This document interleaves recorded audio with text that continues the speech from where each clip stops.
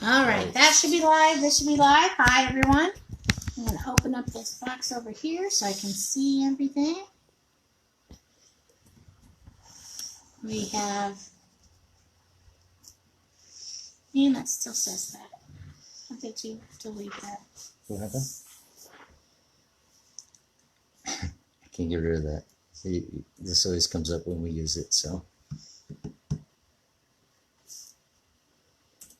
Been changed. Yeah, it's a sec every time. All right. So I should start this one. All righty. I can't make this bigger, can I? Hello, hello. Hi. Welcome in, everybody. Nope. Well, that doesn't work. Let's change that around. Okie doke. How are we doing today? We're going to... What do you want changed? The camera? No, it's fine. Tell me to do something. Just say no. Good morning, Karen. Hello. Oh, goodness.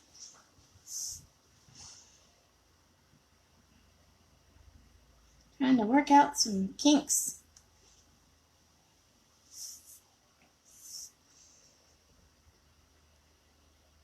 This guy.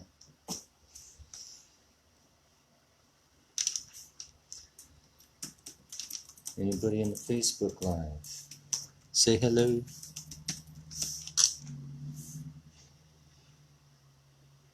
Yeah, I need to be able to see if they're saying something, but comments will appear here.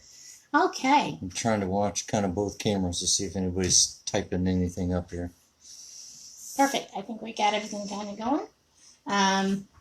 Going to talk about our blue sky, and we're here and we can answer questions about it, and you can see it a little bit in the background behind us. And There you go.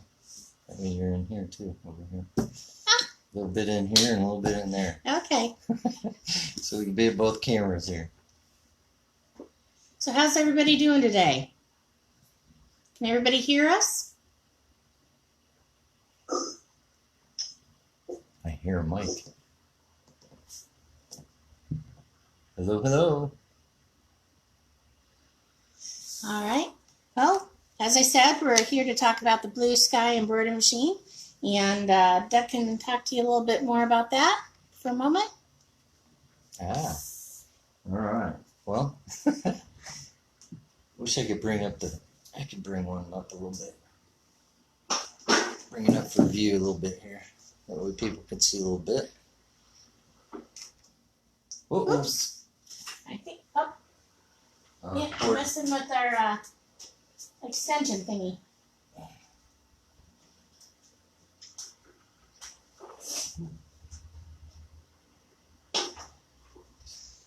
Well,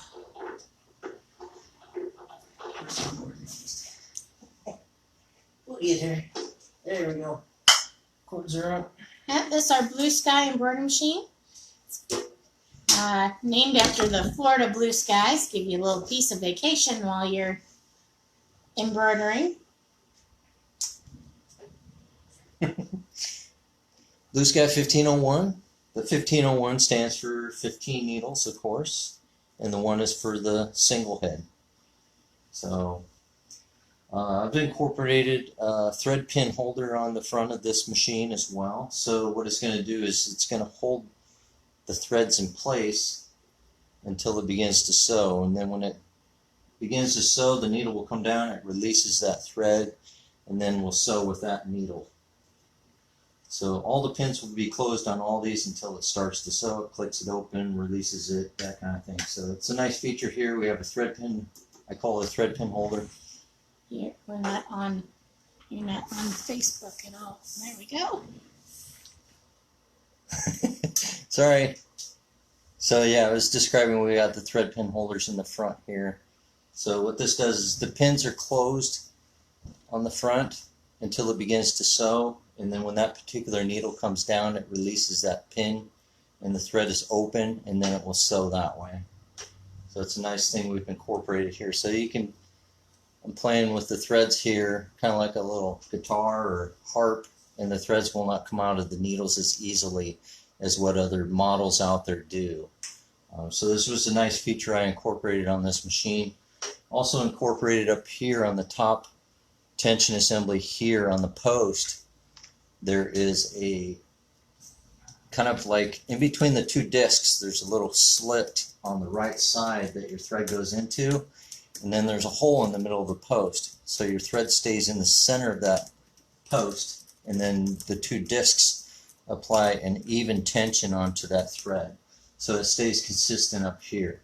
So a lot of times I found in the past of being a tech, a lot of times the thread would come out between the discs and then your tensions would become loose here. So this was always a common thing I would see on other machines out there as a tech. So I incorporated this onto this machine as well. So this is two nice features I incorporated on our machine. And as she said, blue skies for the nice beautiful blue skies here in Florida. So we came up with that name. We are looking to, it was supposed to happen this year, but because of the COVID, we are deciding to put things off for a little bit, but we are hoping that next year or the year after we will be incorporating two heads, full two heads. Possibly down the road here we'll get into a multi-head here. A lot of the two heads that they have this small sewing field because they're really compact. So you don't get the large sewing fields, and that's something that we are wanting to do, is to have a true two head that you can get the full sewing field out of each one. You know, you don't want to lose sewing field just because you have two heads. I mean, two heads is supposed to help you, you know, do two things at once, not be stuck only doing a very small field at the same time. So, I look like I'm crying over here. It's all the lights making my eyes go. But anyway, we are happy to answer questions. We've got a lot of features on this. It can sew a very large field. Sorry about that. We have an interruption by doggies. Stop. That's enough. Please. Ah. Get out of there. The large sewing field that you can do in the giant hoop. Now, there are some companies out there that will tell you, we have a large hoop too. And they will show you this giant hoop, which is fine. But the truth is, you have to stop your embroidery halfway through, flip the hoop, and put it back on. You don't have to do that with a blue sky. You embroider the entire hoop size at the entire same time. So no flipping of hoops. You've got a huge... Yeah, so this is our large frame. Of course, the arms right now are on the inside, so these arms would move on to the outside to hold the hoop in place. But as you can see, you can do... A lot of machines will do half, and then you got to flip the design and then do the other half. You can do it fully in the hoop here. And this is vinyl. This is a nice, really thick vinyl that he's embroidered on. Yeah, just playing around with vinyl one day. Yep. So yes, it will do vinyl. It will do applique. It will do anything you want to embroider. You want to do shoes, hats, boots. It comes with a hat system. It comes with all the hoops. It comes with a monster tabletop. That monster tabletop is really cool. A lot of people who haven't had the bigger machines yet, don't know this, but without that big monster tabletop, the big hoop can sometimes, if you're using a hoop for stability, it will come off and it will hook onto that table, and then it jumps your registration. And quite frankly, that can be a real pain. Yeah, what she's describing is the backside of this hoop here. It's got like the felt pads here. And on other machines, what they do is they come across that table, and then that little lip falls off the tabletop. And when it comes back, it catches, and it'll bump. And lots of times you'll lose your registration. But as you can see, we have a very large tabletop to support our frame now. So there's no hang-ups on our machine here at all. And the tabletop isn't just for our sash frame or patch frame. Some people call it patch, some people call it a sash, it doesn't matter what. But it is for any of the bigger hoops, or even if you're working with the Durkee or the fast frames. A lot of times you'll use your tabletop to be able to help support that garment on a, if it's a really heavy garment on something. So that monster tabletop will work with all of those features, and it gives you so much better stability in your hoops. So it's a really big plus. Didn't you post all? Okay. So. Any questions anybody got? But I mean, stability on having the tabletop and having the stability can be so important. Some people are like, I'm doing this heavy item, and what do I do? It's not, it's bending down so far. What can I do? Well, that's where the tabletop comes in. You can always brace anything that you're running when it comes to using that tabletop. So a lot of people also think the tabletop is what you set your machine on. No, that's the stand. And the stand does come with it. We also have an improved stand now. It is it's a heavier duty stand. It's a heavy duty one. We have a bottom shelf on the stand as well. So if you want to put hoops or anything down there on that shelf, threads, anything, that's what that shelf is there for. Yeah. And it has both the rollers and it has there you go.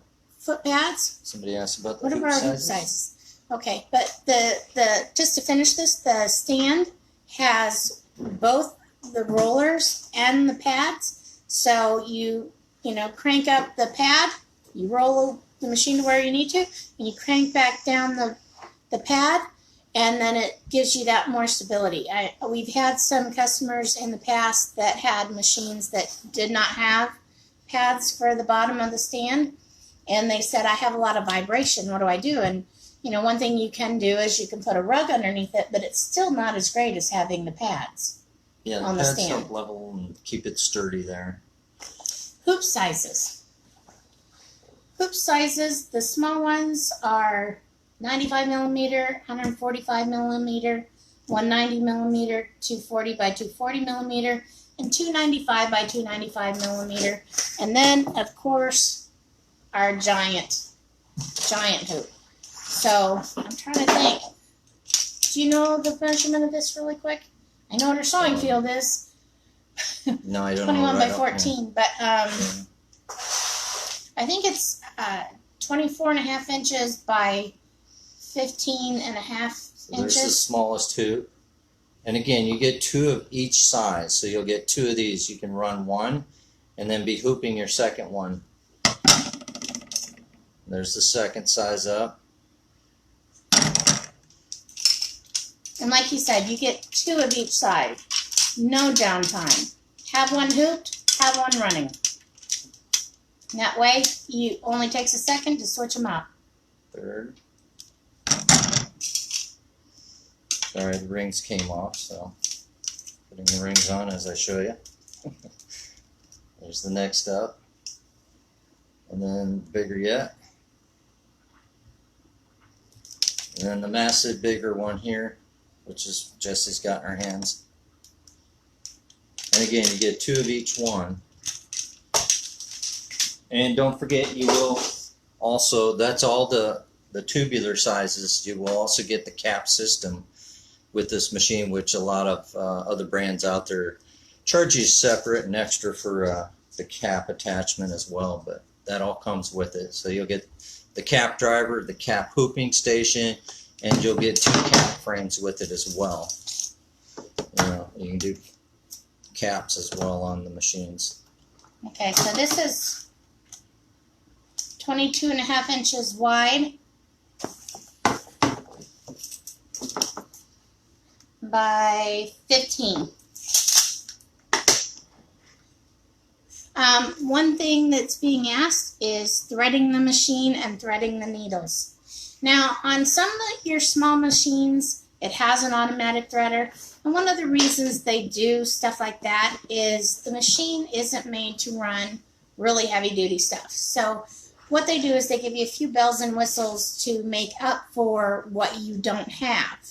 So if you don't have the ability to run, you know, a shoe or, you know, let's say 4 thick pieces of vinyl or 3 pieces of heavy duty blue jean, then they're going to go, okay, so we can't give them that. What can we give them? So the big machines, all these big machines, none of them have automatic threading, but we make it simple because we want to make sure that everything that you need is going to be simpler. What we're looking for in our machines and what we built for is less downtime, no downtime. So Doug has a video on YouTube. It is how to do a tie off.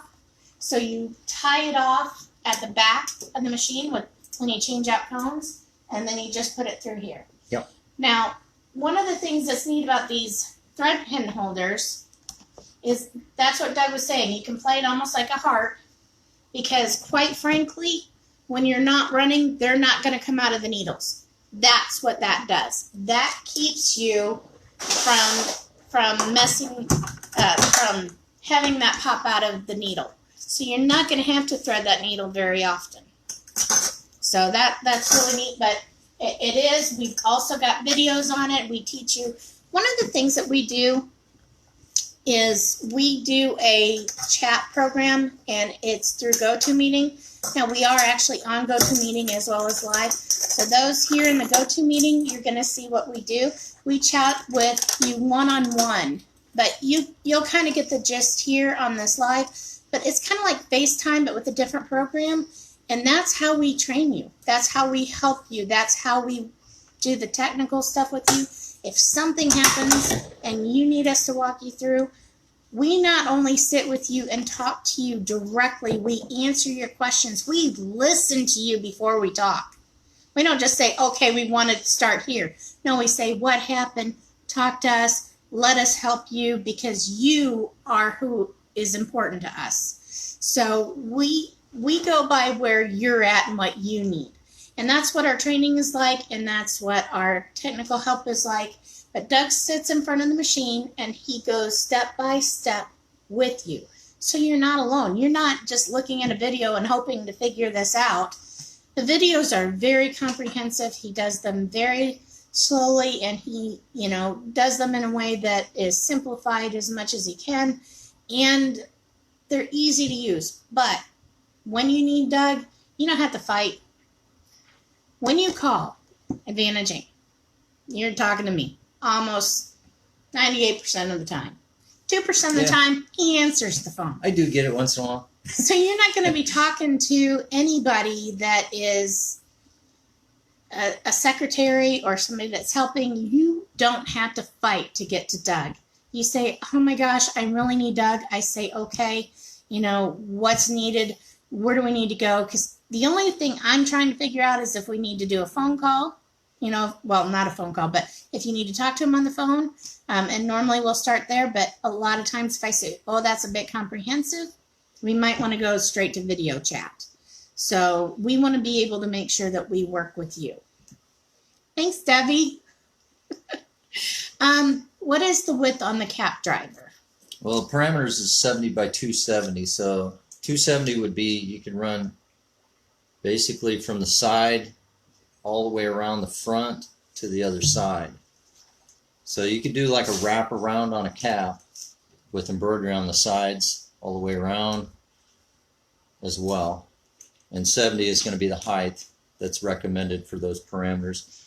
Depending on the style of the cap, you can actually push your boundaries a little bit. Usually like a 2-inch logo is what's recommended on a cap because these are curved, and then you get into the bills of the caps that get really stiff billed where they're curved as well. So this bill can, cause a little bit of problems for your height because when you start moving lower to the bottom, this bill hits the back of that cap guard. So you have to kind of compensate. I have some little tricks of the trade that I teach people as well with the bills. Lots of times before running caps, we'll bend the bills back. That way they don't hit the cap guard as hard, and then you can get that nice true sew out on your machines. And then those just come right back. Yep, just bend them right back into shape, and then you're good to go. And yes, you can actually run the other kind of hat with the big flat, you know, those really giant flat bills. Yep, flat bills. You can run bills. those. Yep, any kind of hat. Yep. You know. Yeah, those flat bill hats can be something. And some machines really struggle with them, and we don't have that. Like I said, yes, there are some tricks to making it run even better, but that comes with the training with me. I show you everything I can to help you be successful with running stuff. And by the way, the training, not the framing, the training is free. So you're not paying for a package to get trained on. That's not what's going to happen here. What happens is when you purchase a machine, you get free training, period. Yep. And so, you know, let's say your first couple days, and we do ask, we hope, we don't demand, we hope that you take the free training instantly. Because it's not limited on there. So no, you get... Do you want it 2 or 3 times? Let's say you've done 3 trainings and maybe 4 months down the road you want to do some caps and you need some training on caps. Just let us know. We'll go back in and show you how to run caps. Right. So it's easy as that. You don't have to learn alone. I hear so many people saying, well, you know, I want to sit with the machine and try to learn it before I take the training so that I know what to ask. Well, you don't have to worry about that because you're not going to fight to get to us. So we have the training group in Facebook, and we let you in there as soon as you make a purchase, and then we start and we help you and we show you videos and we talk to you, and you can call. I had one customer call nearly every day for like 2 weeks, and she goes, "You must be sick of me by now." And that floored me because I thought, no, that's what we're here for. And I told her that. I'm like, never. We want you to call when you have questions. We want to video chat with you when you have questions. We want to hold your hand and walk you through this stuff, because sometimes stepping up to a bigger machine can feel really frightening. And we don't want our customers to be frightened. We want to go, we got Doug on our side. We got this. It's easy. You know, he will show us how, and he will help us figure out the best way to do this. And then we're going to just be running product and not worried about it. So, you know, the day you get the machine set up, and the setup is simple, so I'll tell you about that in a minute, but the day you get everything ready, we can do training either that day or the next day normally, and just get you right in there, and you can start. And again, training isn't something, you know, a lot of people, they hear training and they say, oh man, because they're going to go in and they're going to teach me what they want to teach me, and I don't need to learn the basics because I've got a machine and I know the basics. That's not what's going to happen in training, ever. We don't have a set script. We don't work a certain way. We go by what you need, what you want. We listen to you, and that is where we start, and that is where we continue to go. So if you tell us 20 minutes down the road, hey, I'm going to cut out, I think I'm good, I'm going to go run some product, okay. Yeah. We're gonna be right there with you saying, not a problem. Because Doug and I have we built our company since 2002. We have built our company completely on customers. We don't sit around going, you know, here's an executive document, we should do step A, B, C, D with every company, because we're not that kind of company. We are a company that says, what does our customers need? But more than just what do our customers need? What does this person need from us? What does that person need from us? Because we know all your needs are different.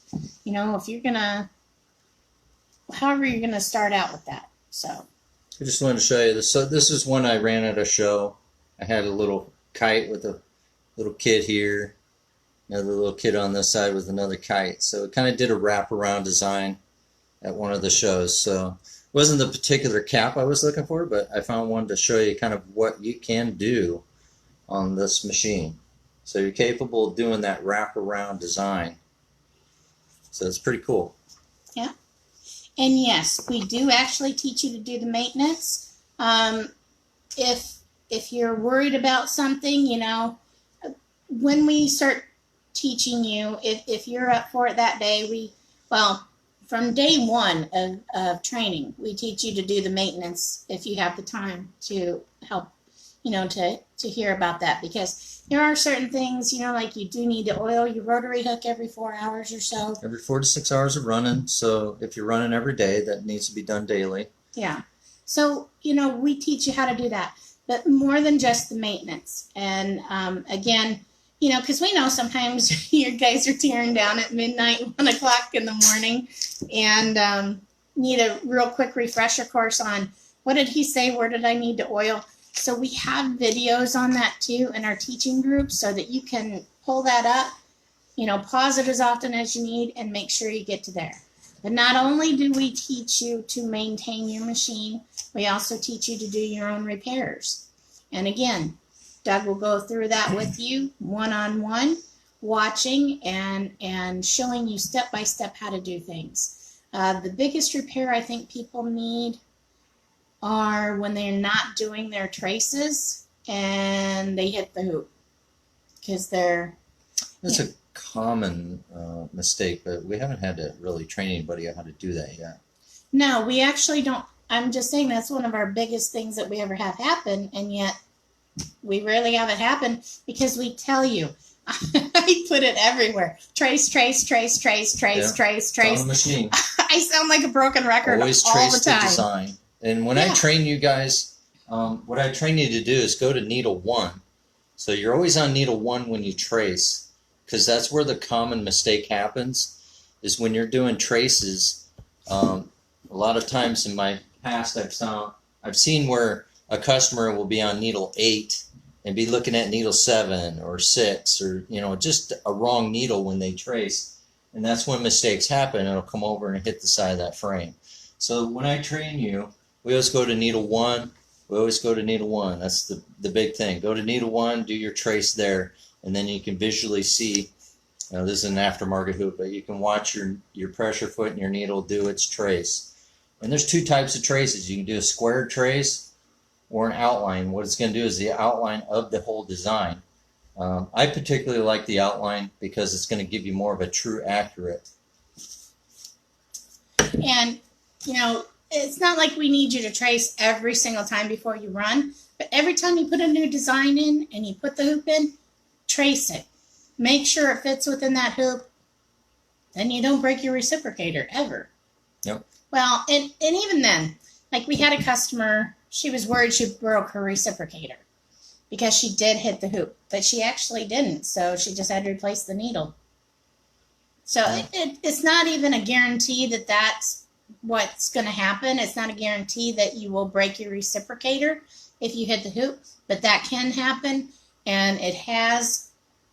Very rarely, but it has, and tracing we had fixes one customer the other day had their machine 7 years and never hit it. Finally just had it break. So yeah, accidents can happen. It's usually when you're in a hurry. You know, take your time and just double check everything. Trace we know being in a hurry is important, and that's one of the things we work so hard to make a machine that won't give you hardly any downtime. So, but take that, because you're not going to have all the downtime, because you're going to have all the extra hoops, because you're going to have all of this, make sure you do that first trace, you know, and then you're ready to go. So, but we teach you to do stuff like that. We teach you how, if, you know, that's something I was going to say. We actually get a lot of people who will be in other kind of groups for technical help, and they'll be told something, and they'll start tearing apart their machine. Oh yeah, that's a lot of a lot of times people will just start tearing into it, taking advice from other people, and you know, talk to a technician. Well, even if they're a technician, don't talk to a technician. Call me. Talk to us, because I'm a technician, so that's what I'm saying. Yes, Doug's a technician, but talk to us first, because we've had some people say, "Oh, I did talk to a technician and they told me to tear it down and they told me it's going to be this thing."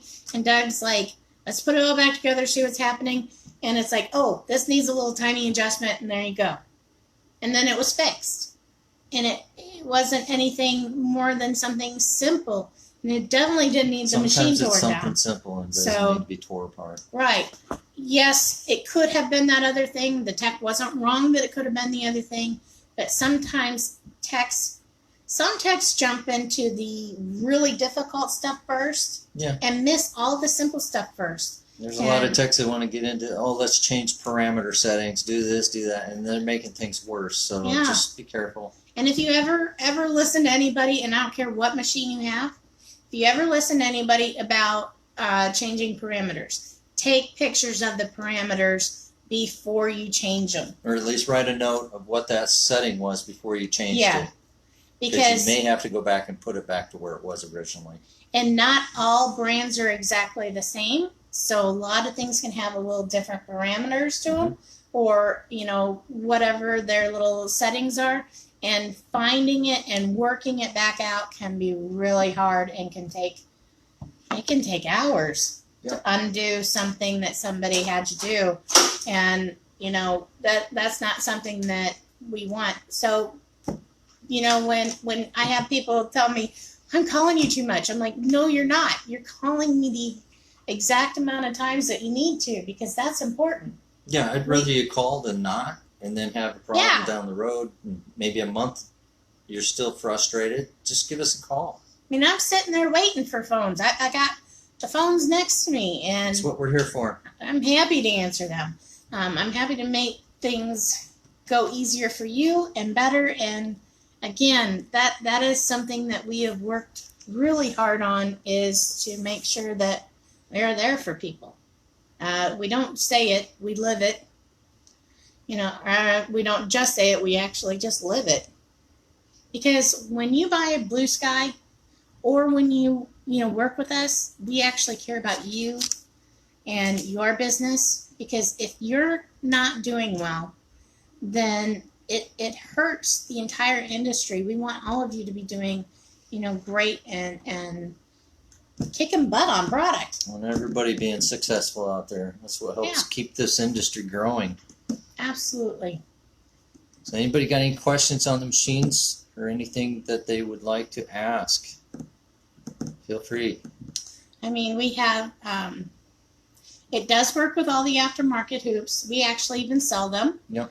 We sell the Mighty hoops. We sell all the Hoop Tech stuff, the Gen 2 hat system, the clamps, all of that. Fast frames. Fast frames. We sell Durkee. So we sell all that, and all of it will work. Let's say you have a prior existing machine, different brand. You can still use all those fast frames. You just might need to order the arm for the frames. Yes. And that would be just fine to use with this machine. So you might just need an arm only. Right. That is normal. So, if you're going to sell your machine, you can sell the arm, but don't sell your frames. So, because we can get you a new arm. It's a lot more expensive to get you the entire set all over again. The dimensions and footprints. I think it's 30 by 31 by 29. Oh, no, I mean by 60. So I would go by this outer part just for an outside. That's the thing, too. Okay, it's 29 and a half, but I would give yourself a 30-inch.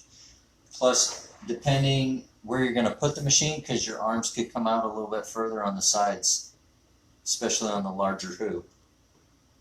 But if you're talking just to get it in a door frame, 30-inch, you would need a 30-inch door frame if you're going straight direct this way. Now, from front to back,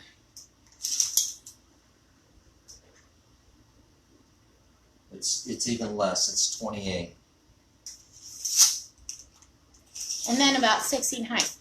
The thing, though, with the footprint, which is great, because you have that ability to, find a spot for it. But this arm is going to swing out up to 10 inches on each side. So you need to be able to give yourself some space for that.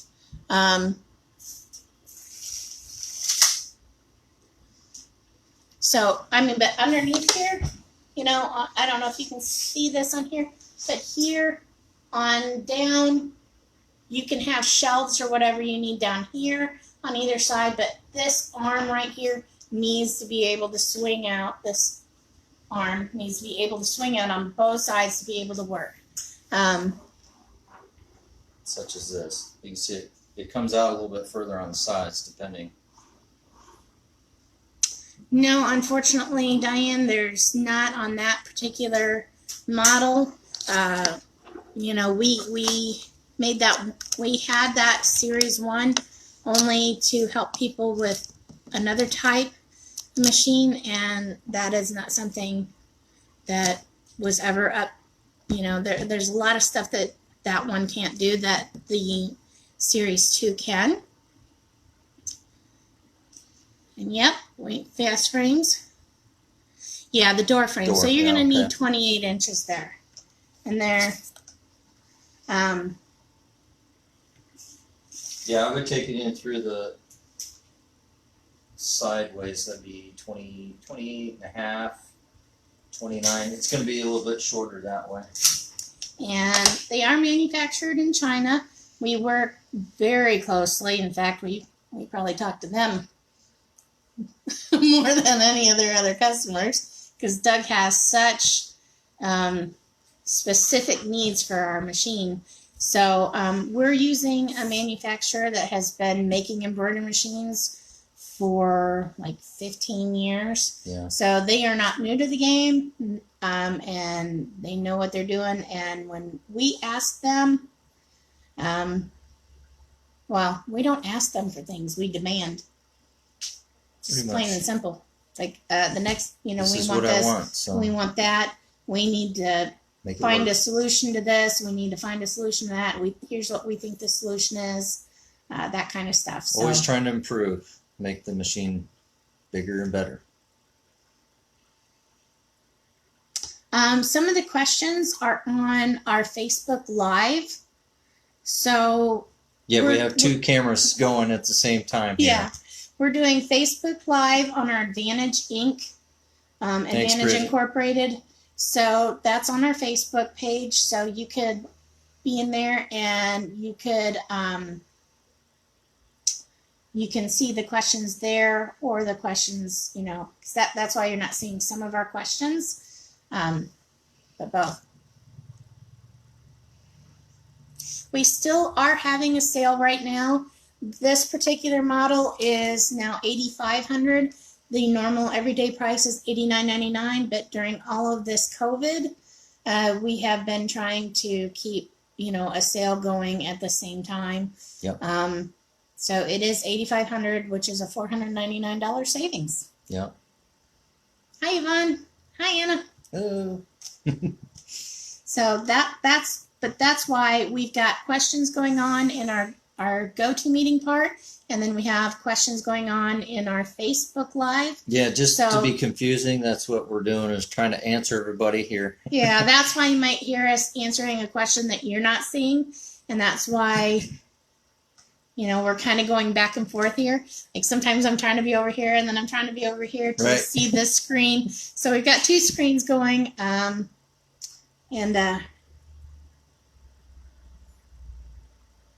yes, this view over here is in go-to meeting. Yes, I will try to. And this is Facebook Live. We got asked if there was another sale that was going to happen before the end of the year. We are running at the $8,500, and I think I'm going to probably try to stay there till the very end of the year. Thank you, Mandy. Romantic couple, she says. Only been together forever. I may have missed it. What type of embroidery machines do you all have? So we have the Blue Sky embroidery machine. That's the one behind us. Right now, we only have the single head. We are going to work in the future for a two head, and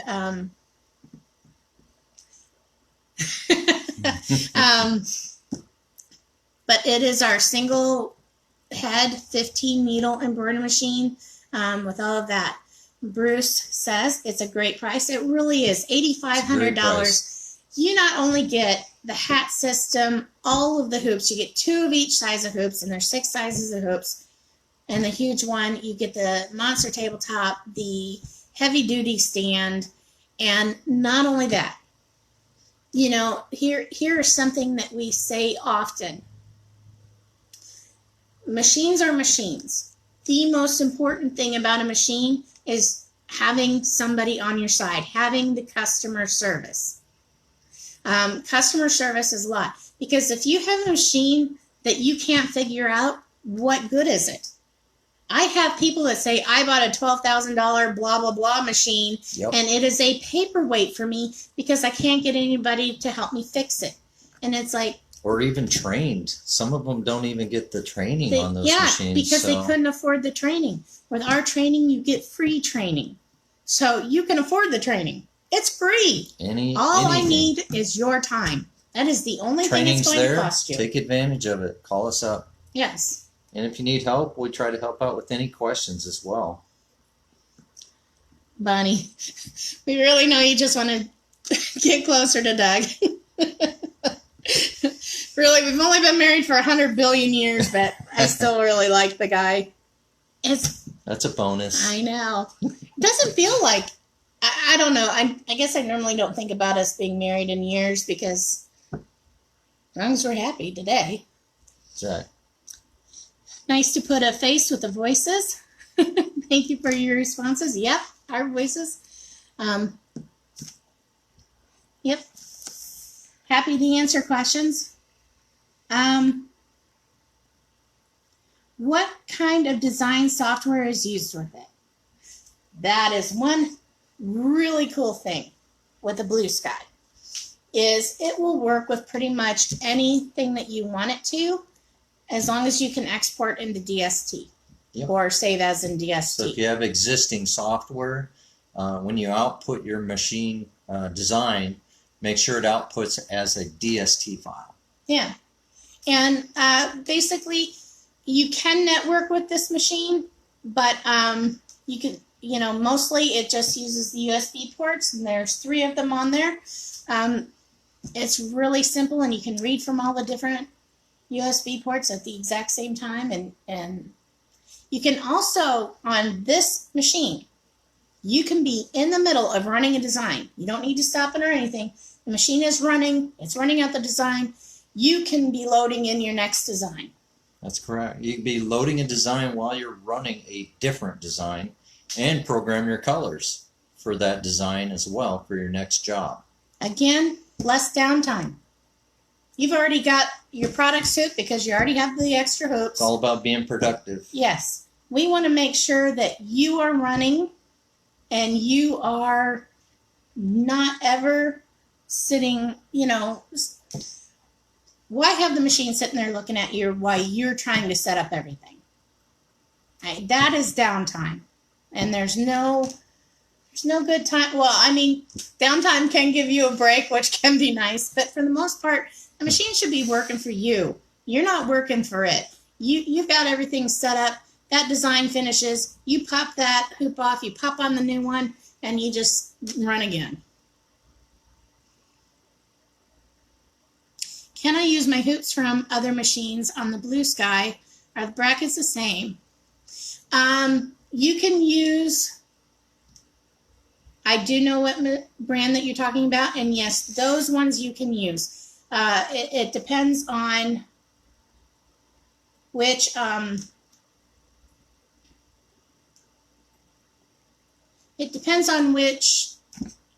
brand of machine it is. There are certain ones that will work and certain ones that don't.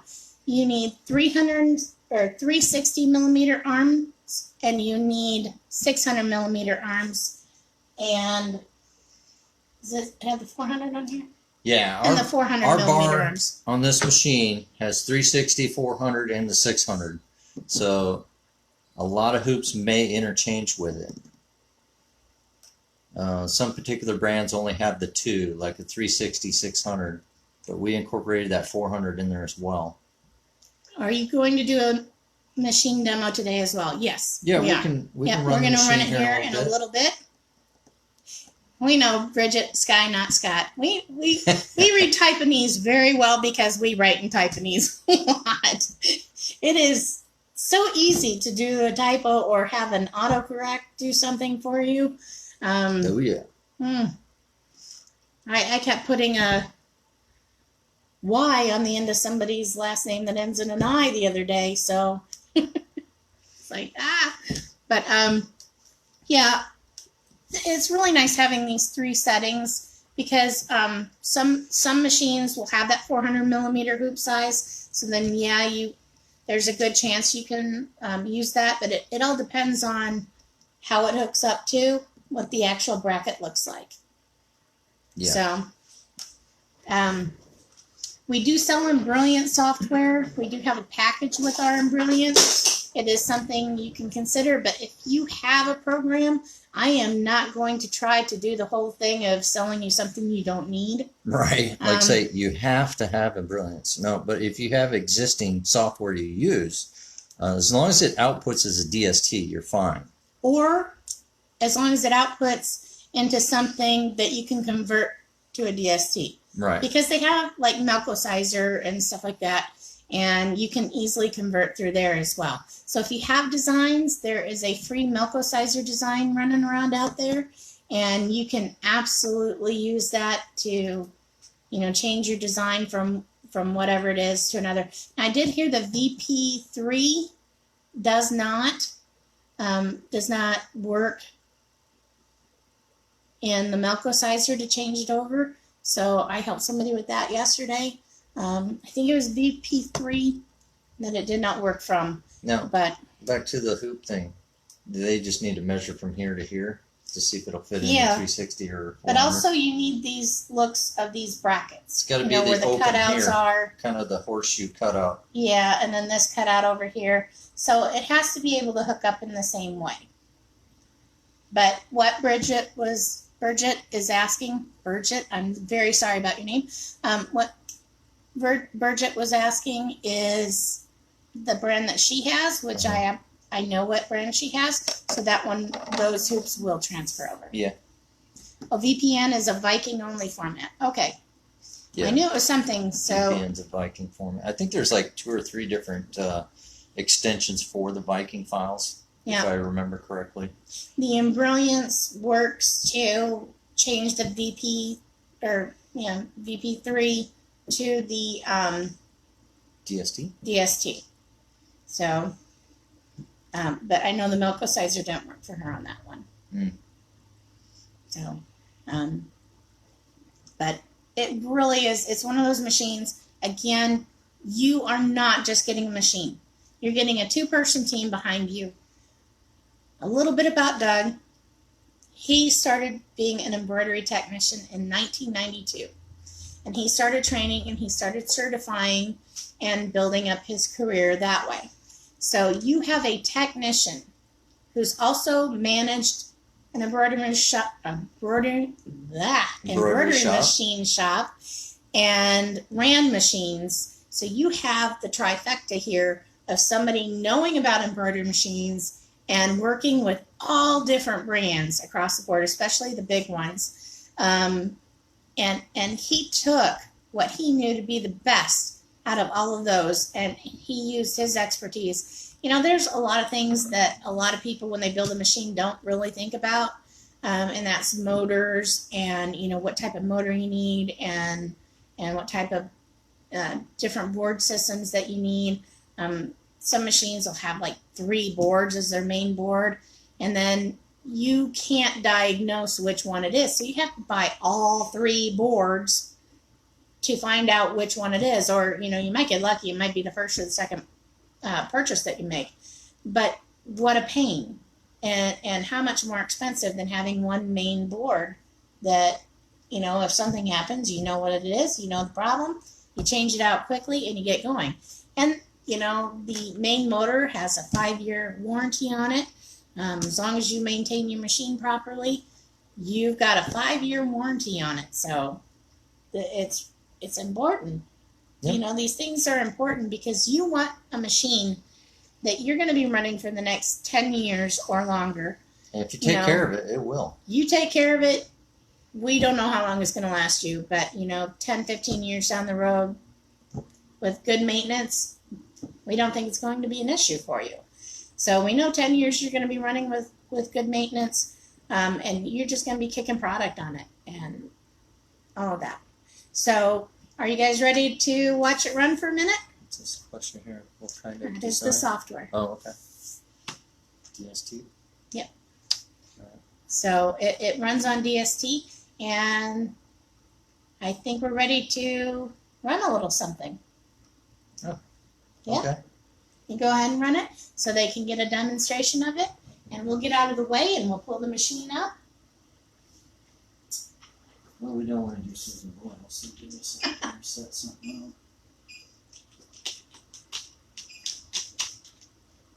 We made a small TikTok video yesterday for our business account under Advantage Inc. And these really two funny women, these two funny people, Madge and Biscuit, they're right on there. And so they said, Alexa, play Susan Boyle. So we had our Blue Sky play Susan Boyle for her. And we ran that out. So that was fun.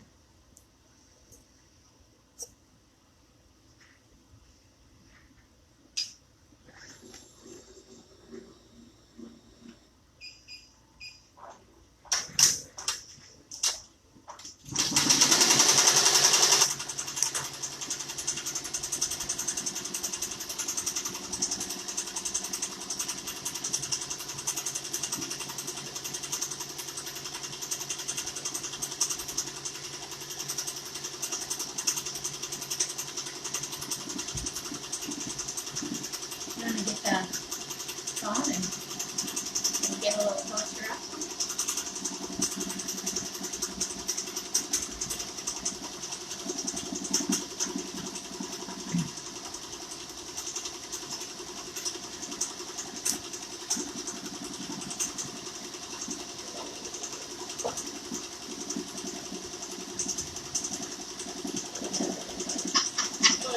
Fully on camera.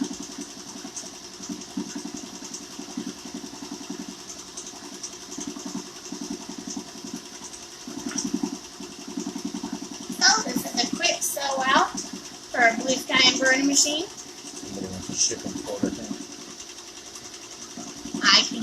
I can work with that. Let me go get my other computer.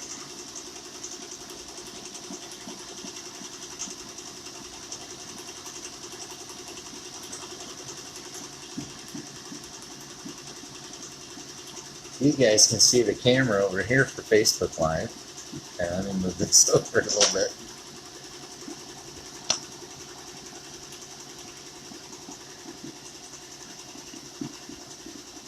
There we go.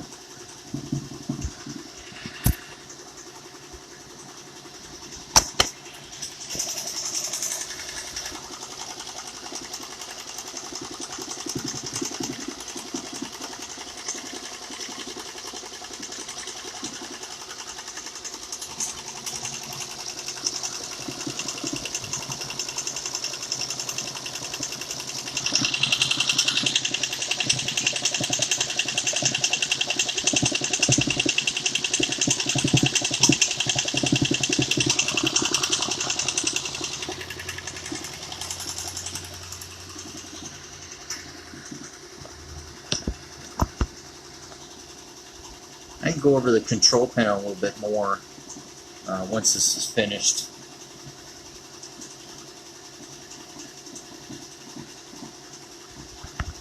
Give you more of a close-up view and how things work on that control panel.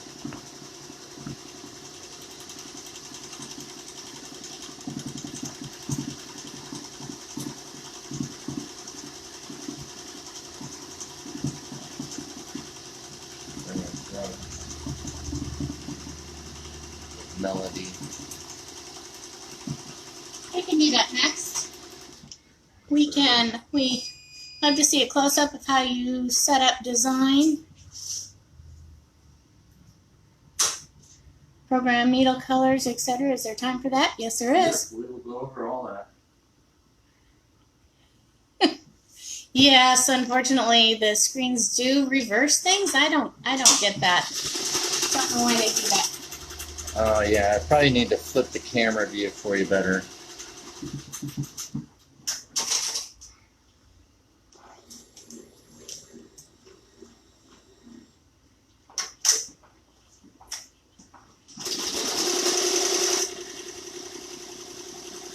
Now, Melody, do you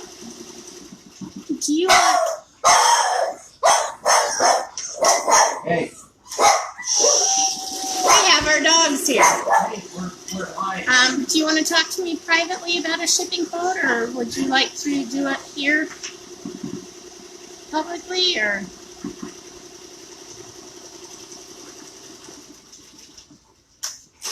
Yeah, not going to be that complicated, so we will absolutely show you that.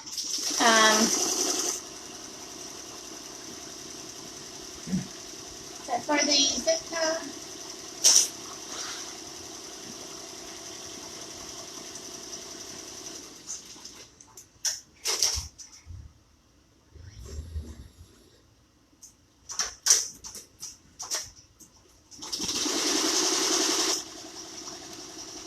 Complicated. Oh, it's pretty user friendly. I can show you. What we may do is we'll try to flip the camera screen around so you can see everything instead of being reversed. And we'll go over a couple things.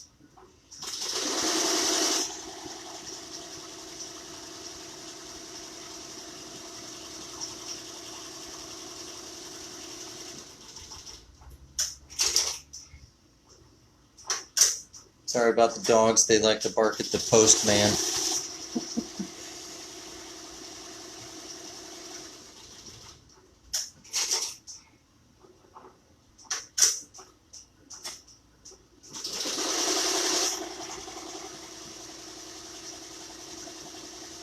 did Melody reply?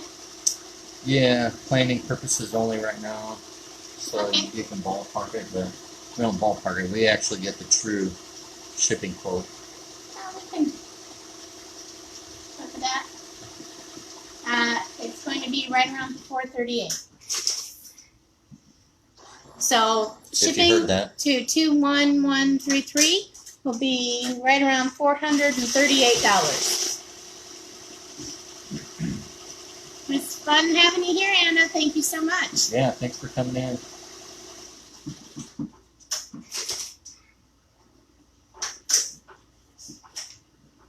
Yeah, the machine's a standalone, so you don't need separate software from a computer. The question is that their machine doesn't have its own software that you send designs to first and program it. You don't have to do any of that. Right.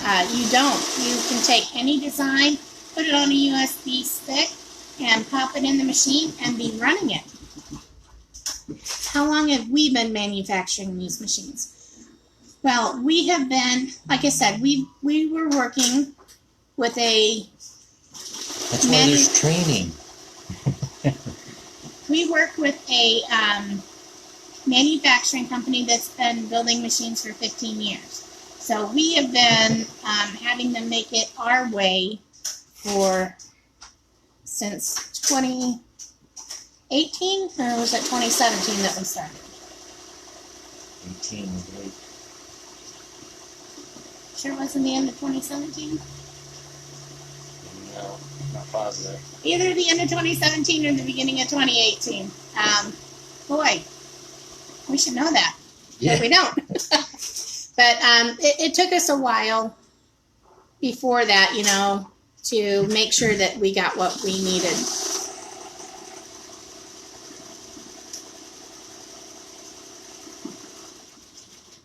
The manual is difficult to follow a bit. Yeah, it can be a little bit.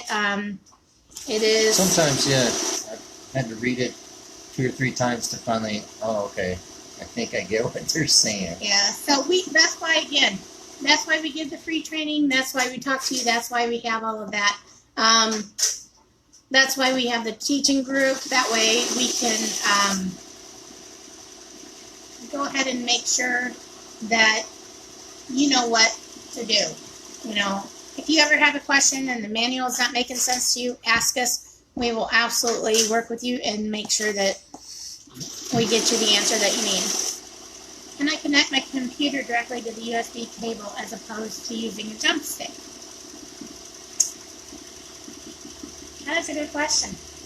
I believe you can. I've never tried it. So yeah, just a USB to a USB on the computer is the same thing. It's going to visually see on the control unit if you're on USB drive 1, 2, or 3. So I think it would work no problem. And you can network it with the whole You network can cable. network it as well. That's kind of like, what do I want to say? Like a phone cord kind of cable. It's not a USB. So basically, what you can do is you can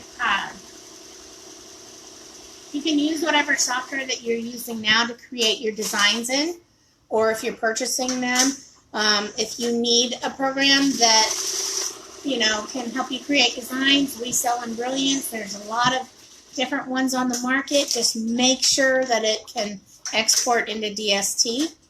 And if you have a product already, if you have a lot of designs in another format, make sure that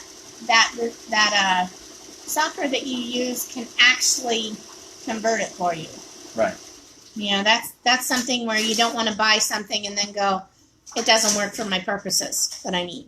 So if you got a pre-existing machine, let's say a brother, and it's doing all designs as PES, you want to make sure you can still use those designs. You're just going to have to convert it from a PES file to a DST file, and you can still run it on this machine, no problem. Yeah, you're not going to lose your designs. Nope. We're going to help you find a way to make sure that you can convert your designs. So they do want to, as soon as this one's done running, Yeah, it's close. we're going to run it again, and we're going to show you how to set that up and show you on the control panel.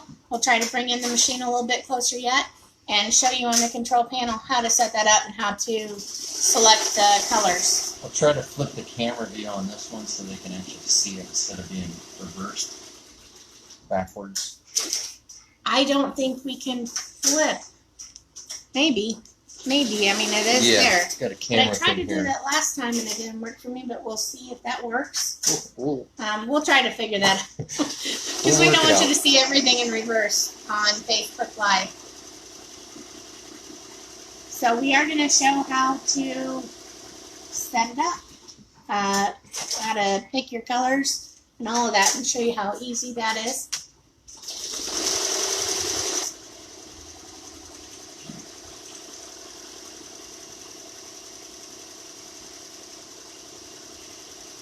I don't know if you've been paying attention too. We're actually running this and we're talking to you at the same time. So, we can sit and have a conversation next to each other. Doug can be running this and I can be on the phone. We actually try not to do that because, but, it's something you can have a conversation by and not have to be screaming. Okay. It's okay in reverse, no problem. Okay. All right. Yep. Just finished.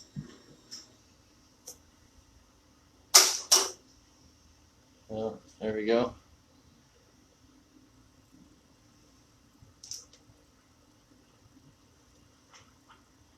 Show both camera views. Doug actually digitized that the other night with Embroidery. Right? Embroidery? Yeah. Huh.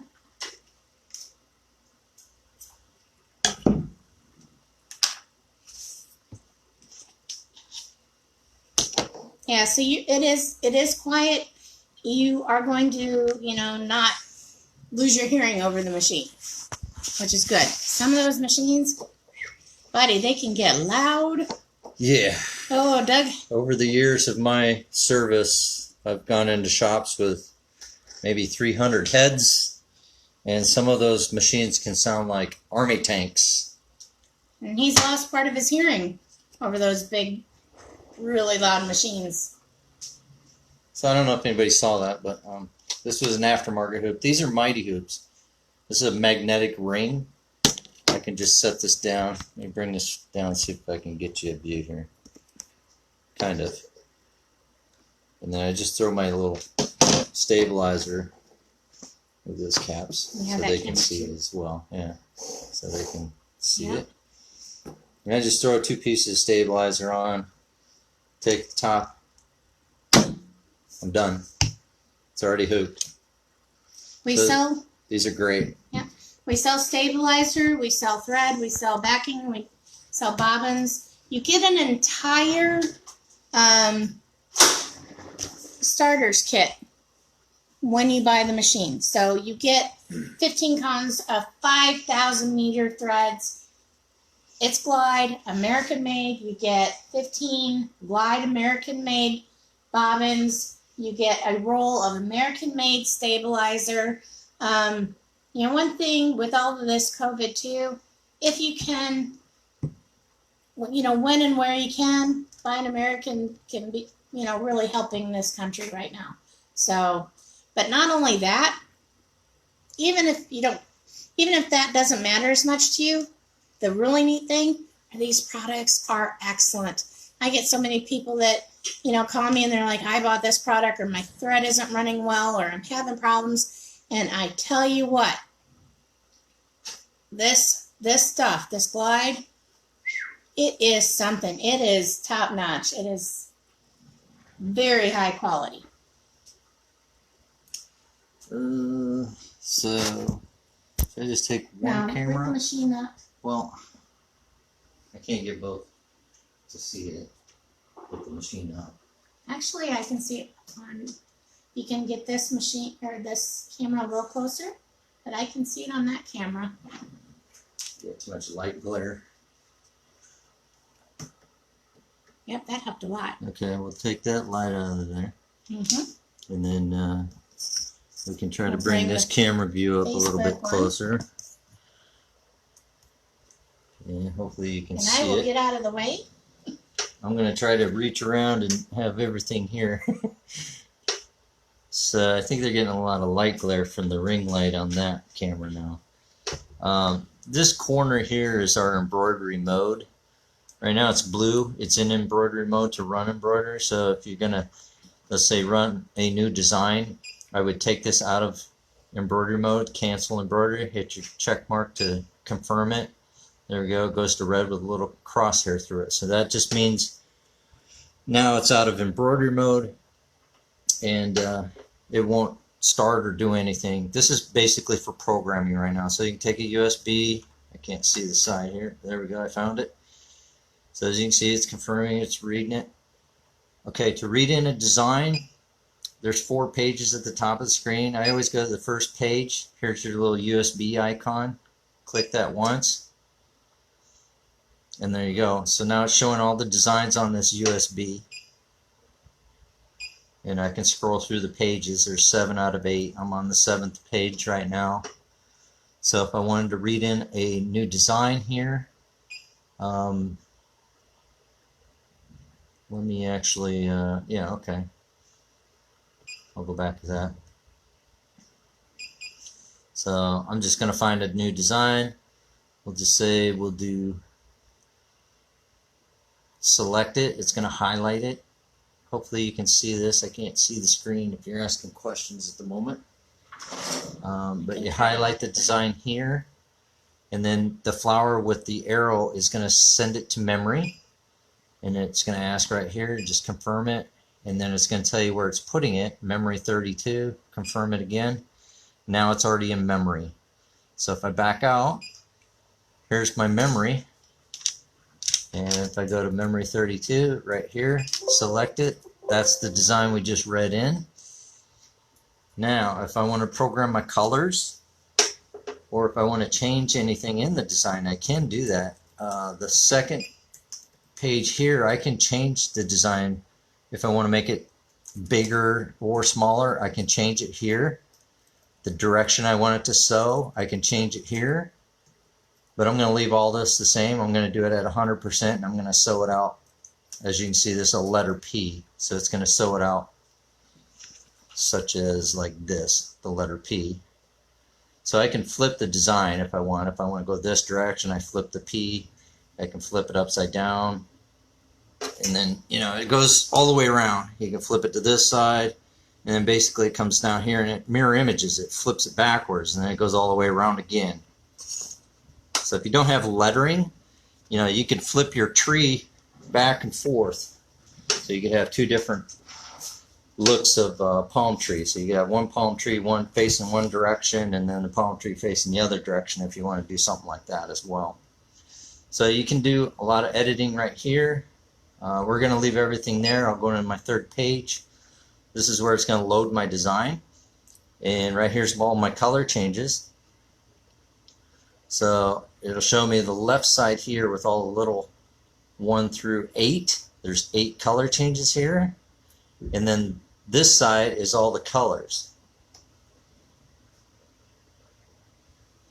So it's automatically set all the colors for me, because I basically, when I read it in, I selected this design, which was what I just read, and it kept all the same colors, which was kind of nice. But if I wanted to change those colors, I can do that here. So this is 1 through 15 needles. So if I want my tree, instead of black, I want it pink or a reddish, I can choose that. And then I can go down the line and change them to different colors if I want. I can do all kinds of different colors here.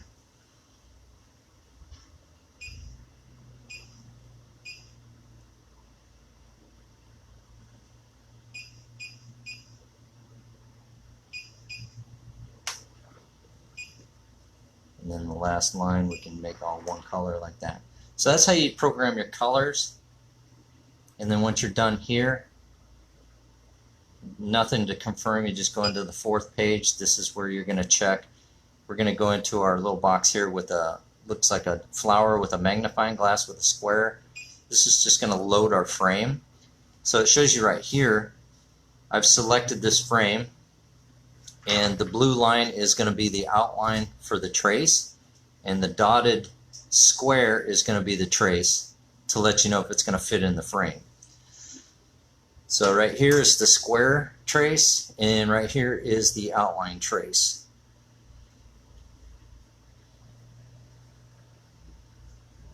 And when I normally train people, I tell people to go to needle 1. So I would back out. It's already on needle 1 right now. And then I would go into my trace mode here, and then I would trace it as well. And let me show you here. Hopefully you can kind of see this. Oh, yeah. Oh, sorry about that. So there is a laser light here. Let me turn this other light off so you can see a little better. There you go. So you can see the laser light here.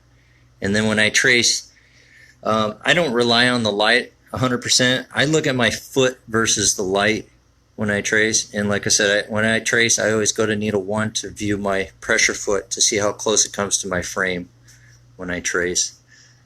When I trace, I hit the outline. There we go. We'll do a trace here.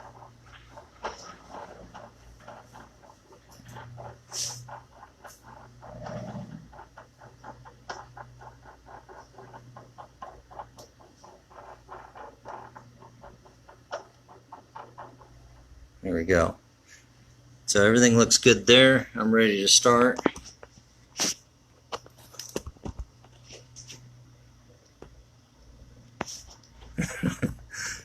I dropped the phone.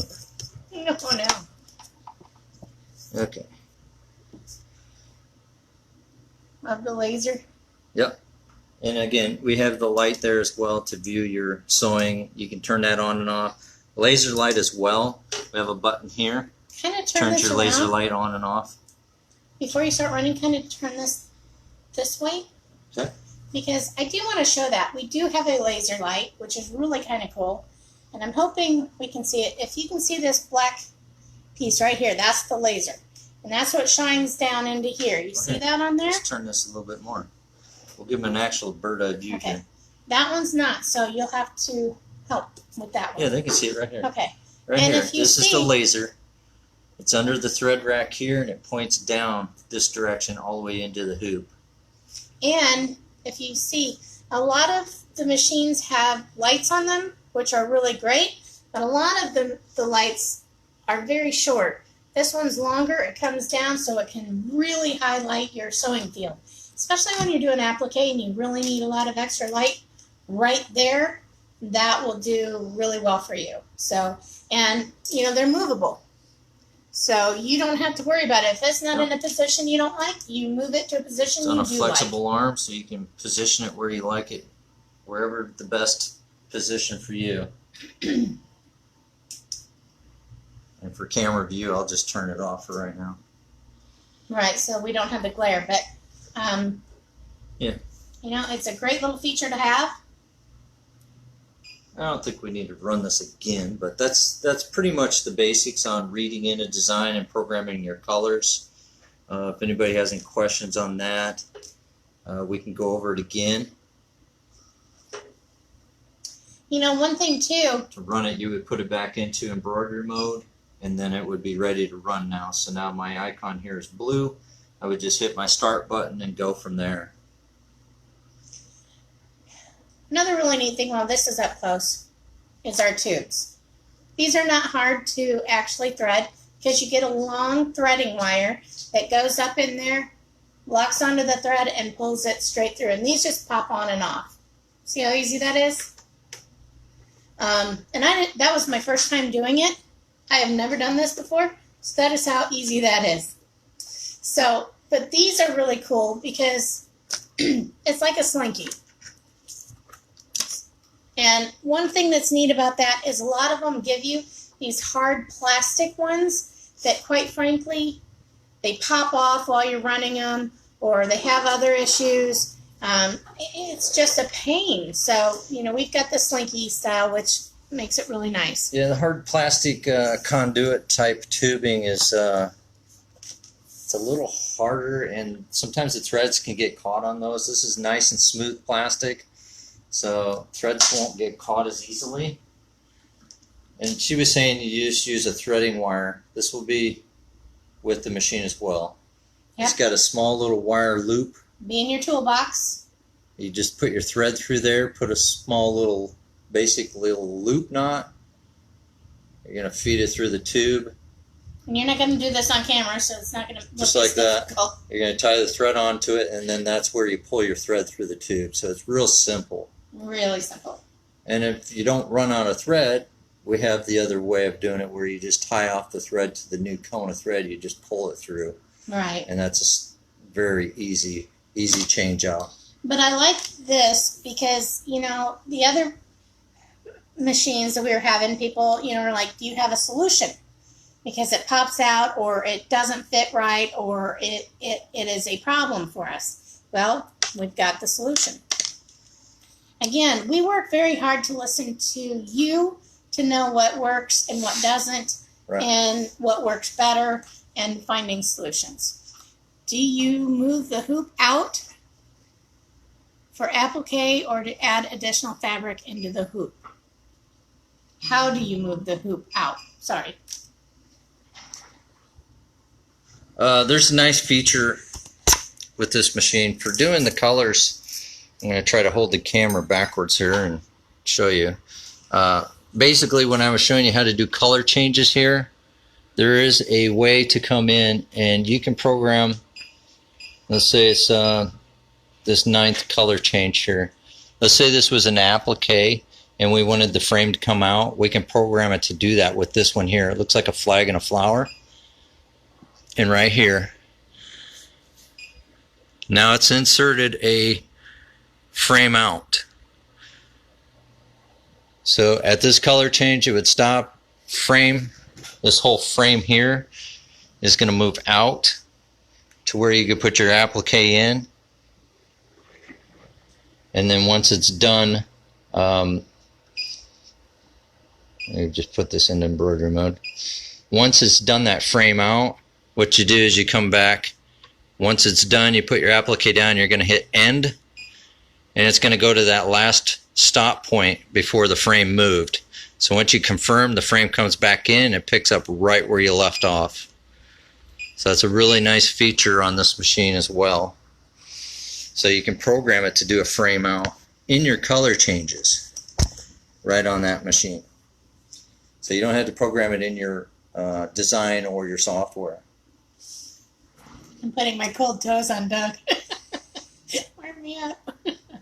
It's not cold here. What are you talking about? No, but with all the lights, Doug turned down the air and whoo, I'm cold. Not a bad thing to be. Good question though.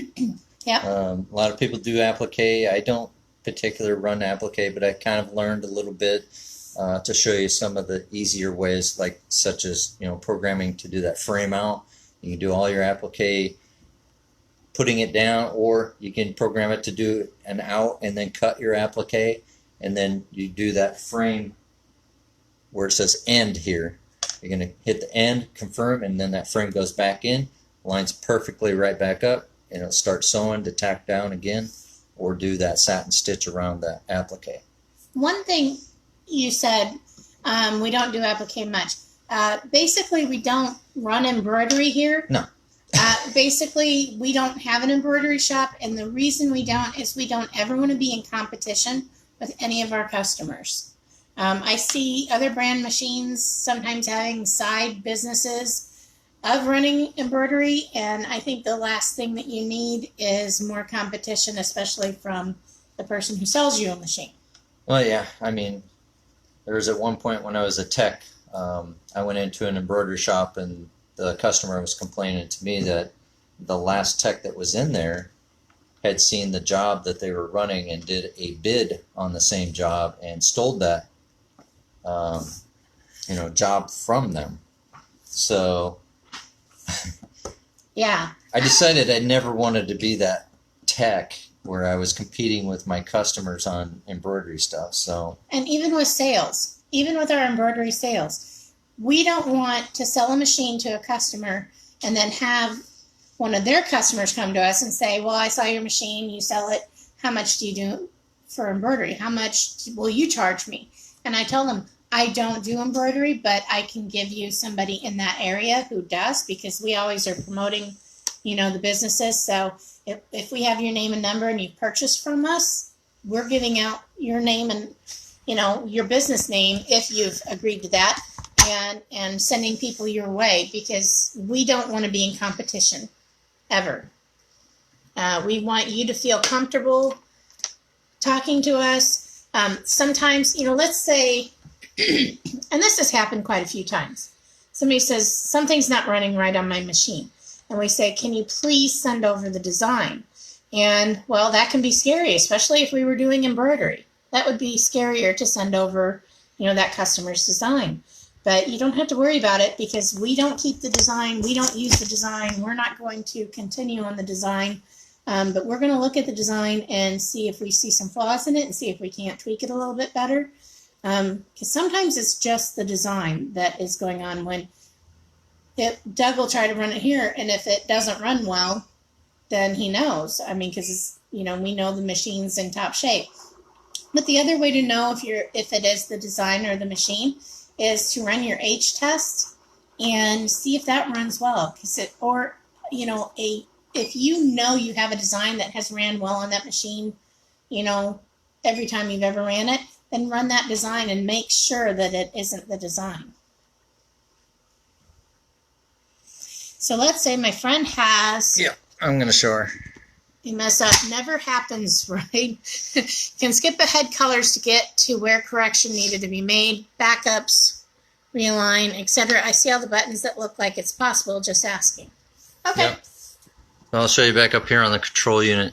So, and back out. So this plus minus will advance or go backwards. So the Kona thread is going to be advance. So I already did the plus key once, so as you can see it advanced all the way through the tree here. If I advance one more time, it's going to do the next color. Next color. Next color. So now I could pick up on the E at this point, or if I want to pass the E, or I could go backwards. Same way. Backwards. You can do it by stitch. Here's one stitch at a time, advancing. Backwards, one stitch at a time. So same concept here, you can do it faster. See, it just takes off now. It's drawing it up on screen, going backwards fast until the point where you want it. Stop it, and then you can back out, hit your start button, and pick it up. Same way with going forward. You can forward through it fast, and then stop it where you want it, and then back out, hit start.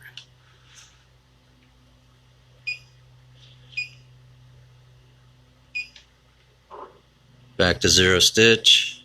There we go. So hopefully that kind of helped with that. I'm sorry, it does seem to be harder to see when it comes to this camera. Yep. And Doug sometimes is forgetting to show the second camera as So I well. was saying, I think that camera needs to be all the way up here. Yeah, it but probably then we're does. not going to be in it as well. Oh, that's okay. Sorry, guys. We're going to, if you're on the GoToMeeting version and you need to see that more closely, just drop me a message or I will get up here shortly and... Well, this will still be in the Facebook as well, where they could view it through there. Yeah. We are going to post the Facebook Live. It will be posted, so you'll be able to go back and watch that and see how it worked step by step. Yeah, gremlins, I know. Yeah, that's the neat thing about having a teaching group that has videos in it and has other people, because sometimes something happens at night and you need to be able to go somewhere that has the real answers or has that video that's going to show you what you need.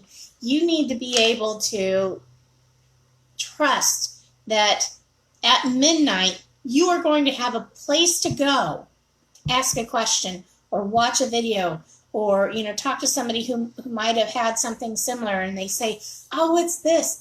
That is something neat a lot of times before I can even get in an answer in the morning. Yep. Somebody else in the group's posted already through the helped. night. They've already helped you. So you're already back up and running. The only thing I got left to me is to say, is it all okay now? I'm like, okay, I'm not needed. But that's a good thing. I joke about it, but it really is a good thing because, let's say you're working late at night and you're trying to kick out that order before morning comes and you need some help at midnight. There is help for you there. There's a lot of times somebody's in there. A lot of times you can find the video, like I said, or you can see a post and pictures are in there that Doug's put in, or, you can kind of, what's neat about the Facebook teaching group too, is that there's a search box. So you can put in a keyword to it and say, this is happening and see if, something comes up or Doug's already answered it with step by step. So that teaching group, I think, makes another big difference because, In the units, we have videos as well. You do a search. Some companies claim they have 24/7 help service, but in the end, they still don't get back to you till, I often get their phone calls. Can you help me? Can you have Doug help me? Because I've been waiting for 3 days for my company, 3 business days for this company to call me back, and nobody's gotten a hold of me, and they claim they have 24/7 technical services, and it's like, with us, you've got help, and you've got other people who have the same machine who is going to help you as well. So, and that's why we teach you everything that we can. This is why we work so hard to do the training, because what we want in the end is we want you to be able to help others as well. We want you to go, hey, I had have that problem once. I know what to do. That's easy. Click this button, do that. You're good to go. Start running again. So, most things are going to be really easy and relatively straightforward. It's just when you're new, that big new machine that's new to you can feel overwhelming. So you need a place that you can go at 10 o'clock at night, 12 o'clock at night, 1 o'clock in the morning, and know that other people are there with you. So, Anybody have any other questions they want to go over? Well, I was trying to think too. I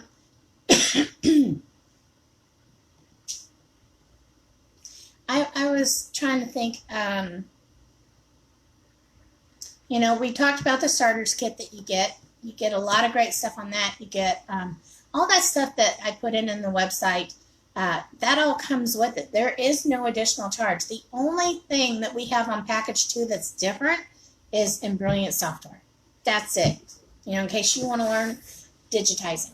And if you don't want the full entire digitizing package, I can also give you better deals. If you're buying a machine and you only want, let's say essentials, we can get you a great deal on that. So,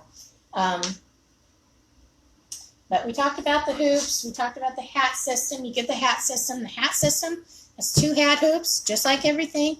Always 2. The only thing that doesn't have 2 is the patch or sash frame. That one only has 1 because it's a whole different kind of system there. But Yep. You get 2, so you're running 1, so you're not down. It's all about being productive. It's all about running product. So you get the 2 toolboxes. You get some parts in it. You get some tools for it. Some spare parts. I can show. No. But you get all of that stuff. You make sure that you get some extra needles. Your starter's kit's going to come with extra needles. It's going to come with 15 more needles in the machine. Then you're going to get 20 other needles. I'm sorry. 20 other needles. It's 2 packages of 10. You get the 15 bobbins. You get the 15 cones of thread. And it comes pretty well set up. That's another thing I was going to say. A lot of people say, oh, yep, you get a needle alignment magnet. Needle alignment tool. This thing works great. Been eyeing your machine for a while. Awesome. Thank you, Debbie. We're still kind of new to doing these virtual shows, so we're still kind of learning as we go along. But we love all the questions because it gives us a chance to think of things that we hadn't thought to say before. Yeah, the Rona took away our shows, so we're trying to do virtual ones now. The Rona? The Corona? Yeah. Yeah, I call it COVID-19. How's everybody doing with all of that anyway? How's COVID treating you?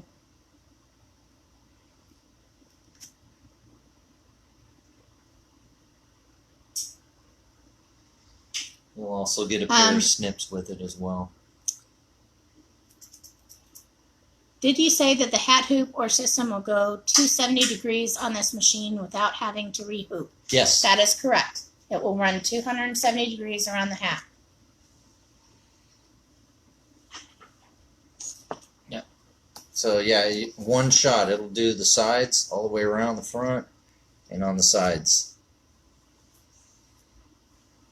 Thanks, Ramona. She says, I really think the machine and service team can give others a run for their money. We don't know anybody else who goes this distance. No. No. We go above and beyond. We just, you guys are worth it. If you buy from us, you're worth it all day long. Everybody's worth it. I'm not going to say, I want to make that clear. Everybody's worth it. Everybody's important to us. I mean, we're all human beings, and we're all doing the best that we can in this world. But when you buy from us, we don't just make you a customer. We make you a part of our family and a part of our team. So you get to be Team Blue Sky. That again, that's the teaching. That's the teaching group. You get to be a part of all of that. You get to be one of those that you're included. And by the way, I hear a lot of people go, I don't like Facebook, I'm not on Facebook, or I got off Facebook. I can understand that because there's so much negativity out there in this world. But our teaching groups are not like that at all. They are nice, they are calm, they're respectful.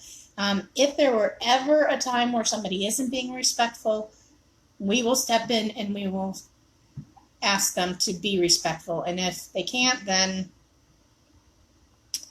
that is one thing that we don't tolerate is being rude and bad to each other. So, Sorry to hear that, Diane. lost one relative. Oh, and one high school friend. Yeah, it has to this corona. It hit that COVID-19. Man, it is just so much. We just lost a big tech.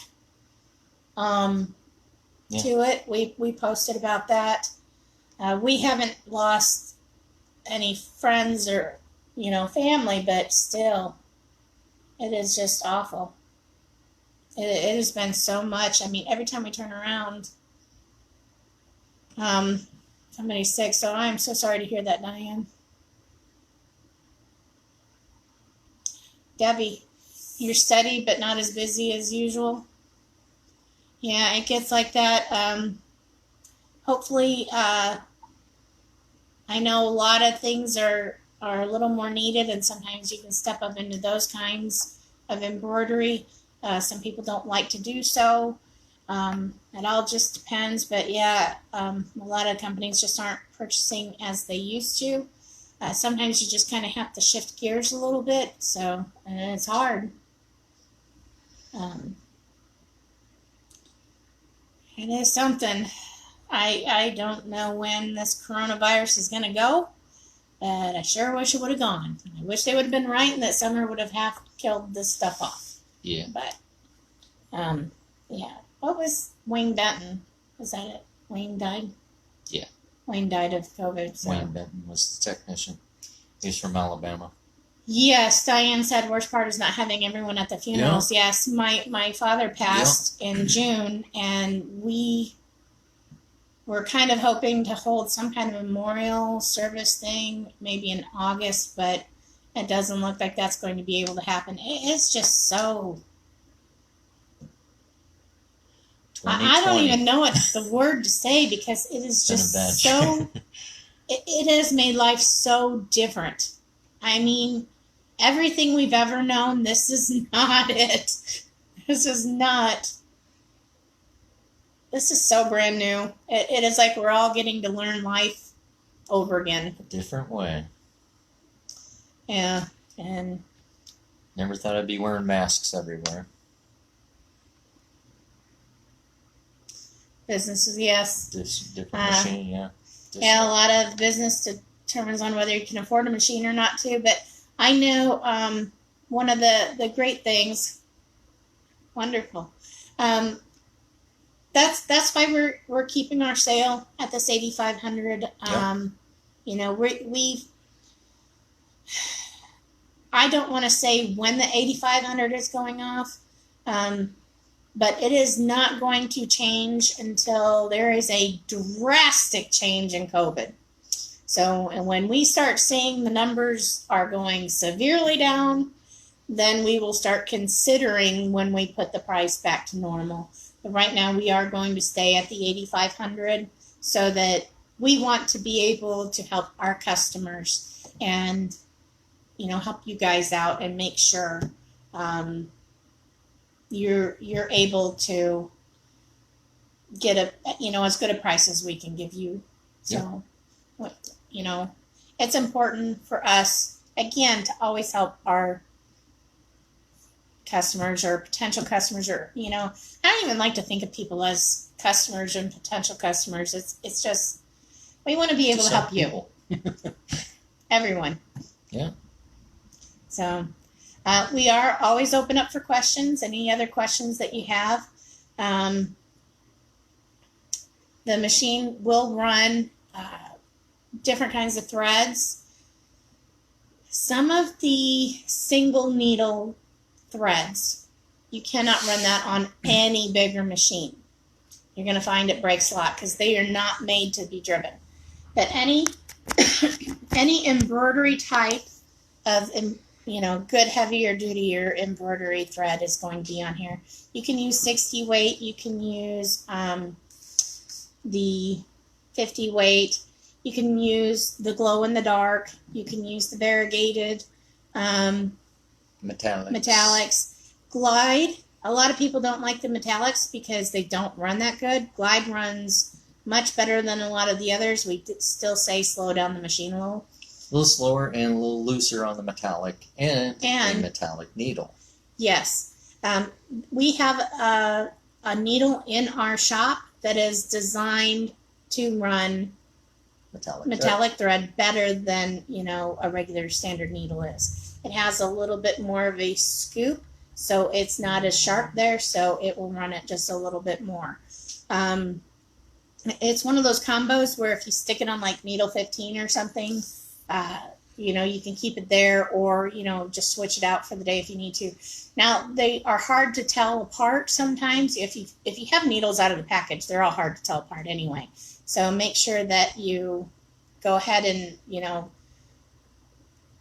know what needle that is, and you know, put it back in the package. Sharps are going to be used for like a ball cap. Sharps are used for almost all types of material, except for if it is a weave, knit or if it's a woven. Then you go to a ball point then. Right, because that's gonna go between the threads. You want to be able on, you know, let's say you have a square pattern woven material, that needle is going to go between. If you have a solid material, if you have more of a solid material, you're going to want to be able to punch through that. But that is a large part of the difference. If you're going to use a thick leather or supple leather, there are needles that actually will help you get through that. They are actually more of a hollow scoop type. And especially if you're using the hard leathers, you want to be able to get one of the leather needles, because that'll punch her through there. I've got a guy who does weight belts. Yeah, that's kind of like a wedge. They're shaped like a W almost for that really hard, thick leather. And it slices through there really well. On this kind of machine, we have all those products in our store. Yeah, on this machine, it's not, can I run it? Yes, you can run whatever you're thinking.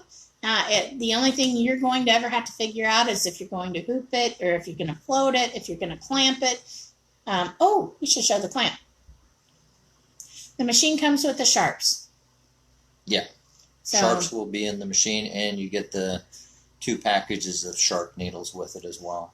90% of the time, most people are running products that do need a sharp needle. So, but if you wanted to, if you purchase the machine and you say, hey, I would like one of the 10 packs to be ballpoints instead of sharps, not a problem. We can do that easily. So we will be happy to give you 5 sharps, or if you wanted all of the 10 spare needles, what's going to come in the machine are the sharps. If you wanted the spare 20 needles, ballpoints instead of sharps, we can do that. So, you know, we will work with you on your packaging. Yep. And there's the clamp. That's aftermarket hoop. This is something that we sell. These 2 pieces are adjustable, so you can move them out a little bit if you need more room here for your embroidery. Mm-hmm. Those hard to embroider areas on the like a backpack. Backpack's great. It's got those really hard little areas to embroider on. You can't hardly get a hoop on there. This will do that. Dog collars, dog leashes, ribbons, cheer ribbons. That is something that can help a lot with that. Yep, you can do a shoe with it. Or there's a lot of things you can do with the clamp. So I have somebody doing lunch boxes with them.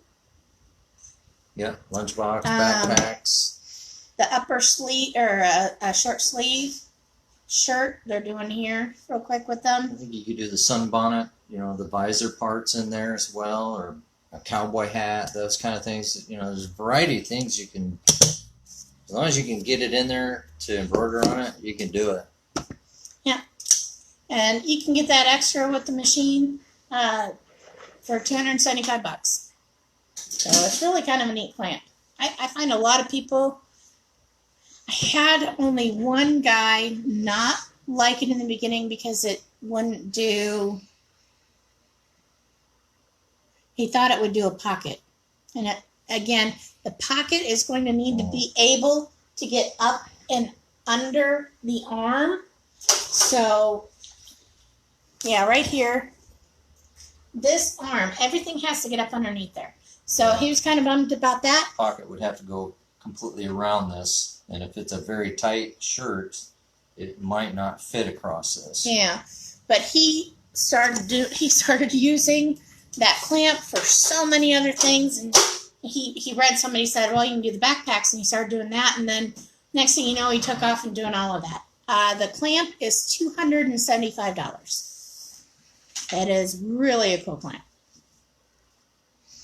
So, thought I heard something. Who's here? What are you hearing? I thought I heard somebody behind me. No, the clamp will Clamp fit. will work on a couple different machines Yeah. as well. As long as it has the 360 style arm, right? No, wait. It doesn't fit the 360. It's in the inside. It's in the inside cutouts here.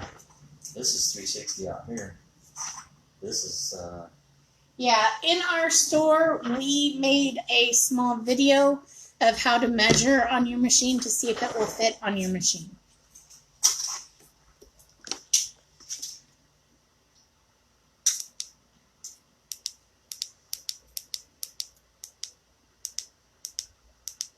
Boy, I don't like any of these lighting settings. They make me look as tired as I really am. yes, it's Who's sleeping 69, anymore? 70. I'm not.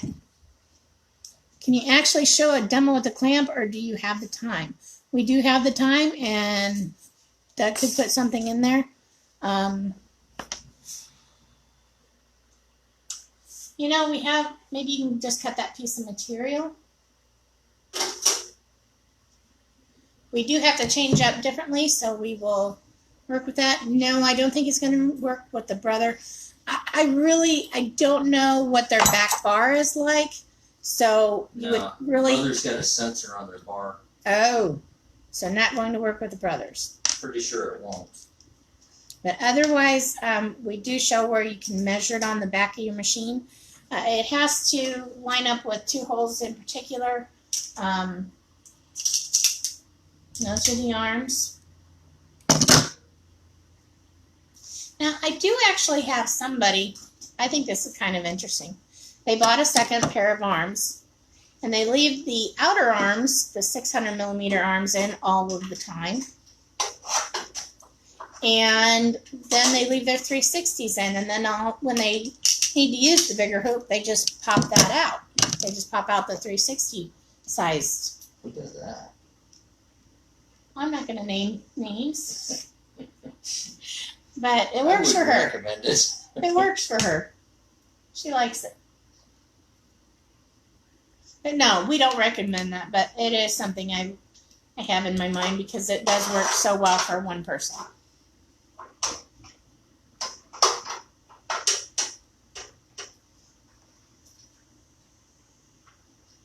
So I'm going to try to get this a little closer. So Doug is hooking that. Ooh. Let me try to get this camera out and see if you can see where he's hooking this up. So it goes up on that back arm up underneath.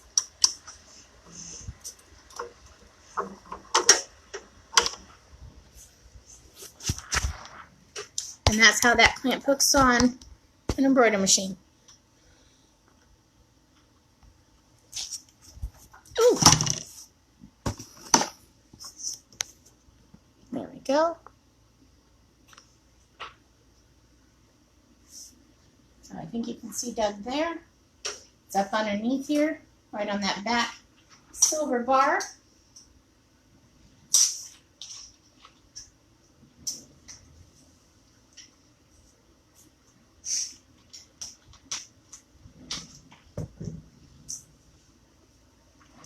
But it is a neat clamp. It can do so many things. You know, pet wear is another area that, you know, a lot of things are happening.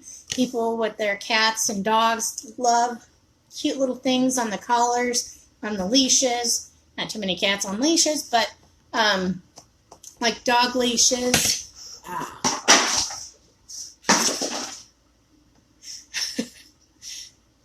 Sorry. Like I said, the cheer ribbons, the shoes, the boots, backpacks. I'm trying to think of everything everybody's told me that they used it for, and there was such a list I can't even keep it all in my mind. I said the shirts. Oh, I had somebody using it for the collars. They had the big lapel collars, and so somebody was using it on there.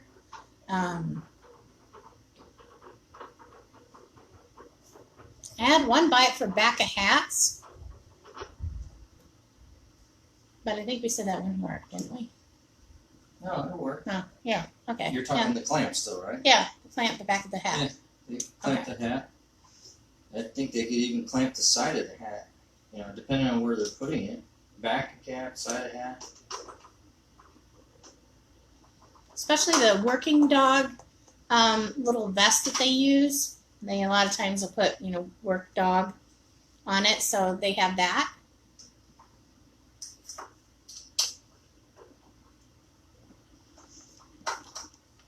I'm just adjusting the arms out a little bit for this design to be a little larger, since we're gonna run it.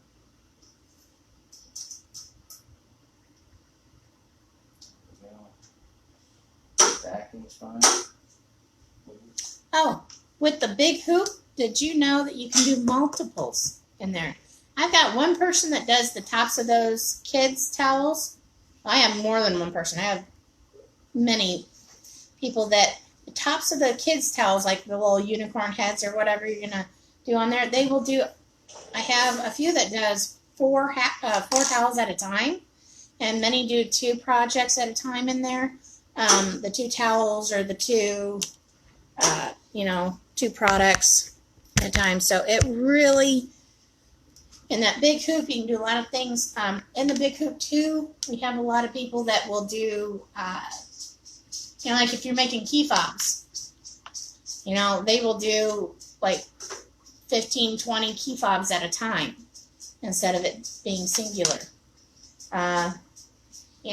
Cranking out production, getting so much more done.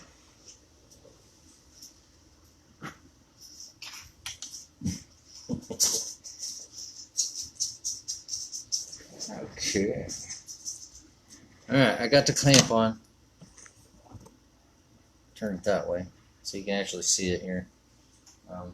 So I just I moved my arms on the clamp out a little bit. And then I just clamped in some backing stabilizer with it's basically a shirt here. So, and then on the screen here, I selected no frame because this is not really it's an aftermarket frame basically. So I have no visual here, but I will do my trace and look at my laser light plus my foot to see where my area is here. I don't recommend lowering your foot like this, but just showing you on the view here. You can have your light on or off. I usually keep it off for the video purpose so you can see it better. And again, laser light that can be turned on and off right here with the button. Now, even when it's on, when it starts, the laser light automatically turns off, and then when it stops to do a thread cut, you may see that light come on temporarily and then go back off when it starts again. So it kind of automatically shuts it off during the process.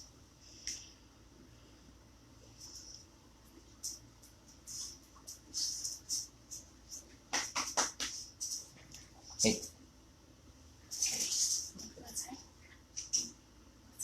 Somebody's in the way here. Oh no! Release! Alright. Okay, so I've installed this onto the machine. Do you want to see it actually run something out again, or just wanted to see how it kind of I want to see it run. hooked up? Did want to see it run, okay. So basically it's going to be the same thing that we ran before, be this. So I'm just going to run this on that. And let me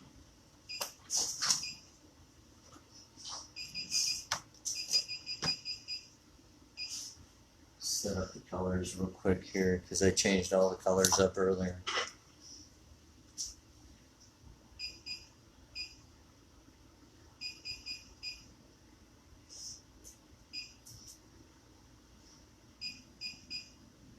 No.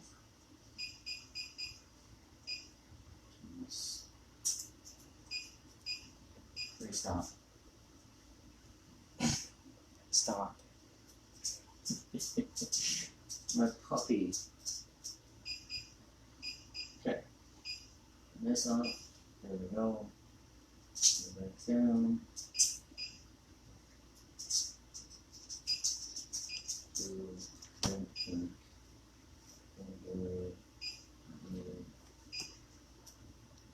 We are going to run a hat as well a little later. Yep. Alright. Okay. Now we're ready. So we got everything set up Now here. we'll just run it for a minute so that you can see we don't have to run out the whole design.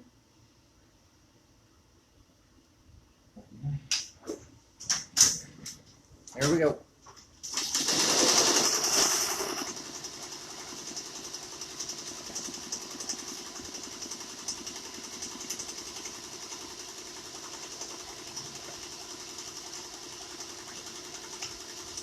It is really a great little plant.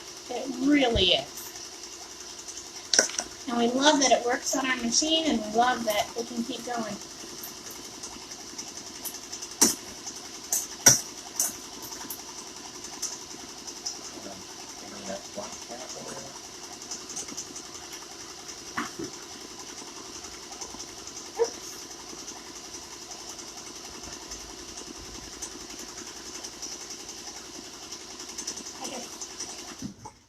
Hit that off. And so we saw that. Oh, I was going to say, parts.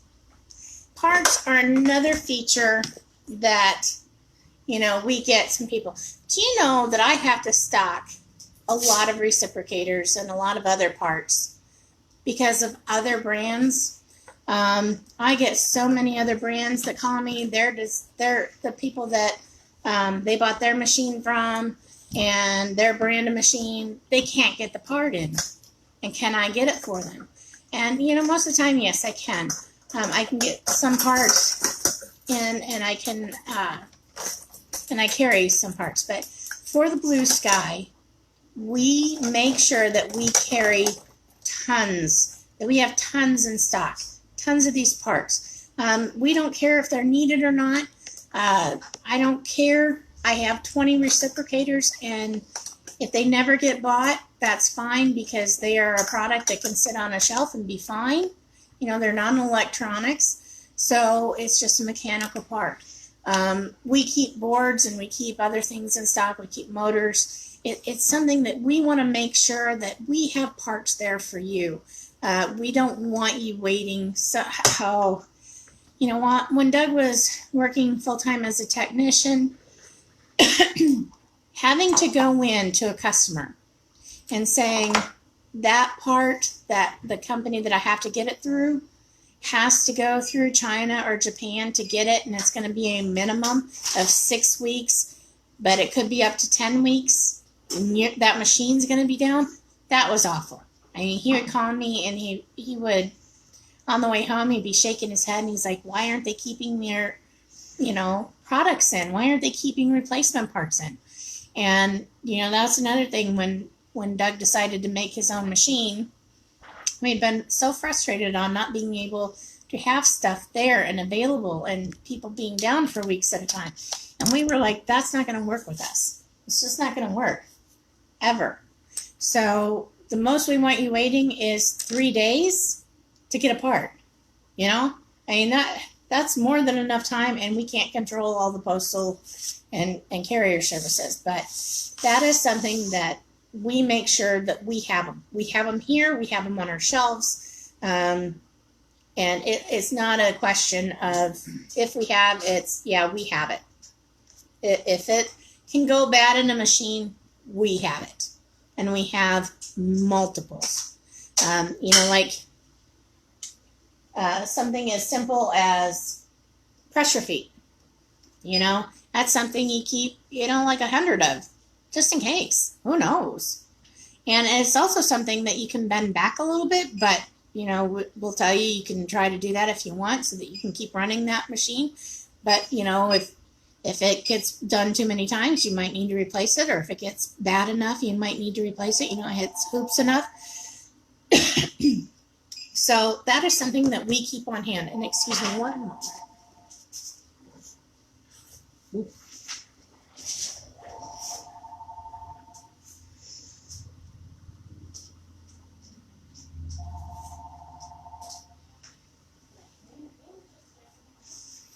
Okay.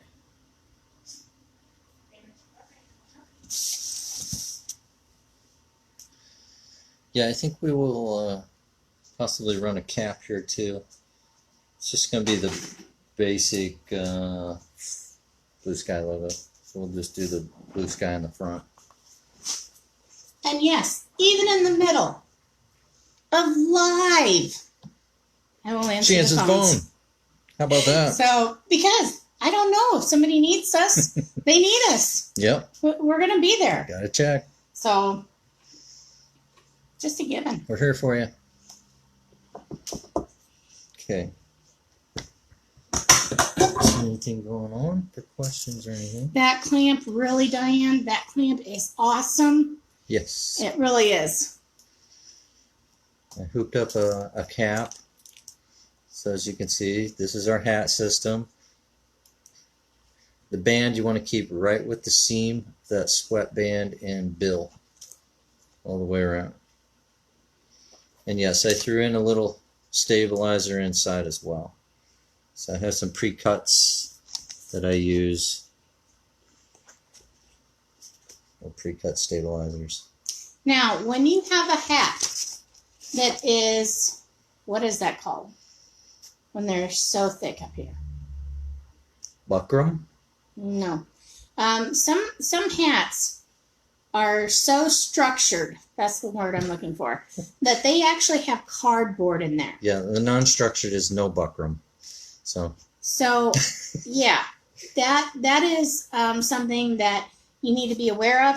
When you get those overly structured hats, you're going to want to step up to an 80-12 needle, sharp, to try to get Good through idea. there. Again, slow down just a hair.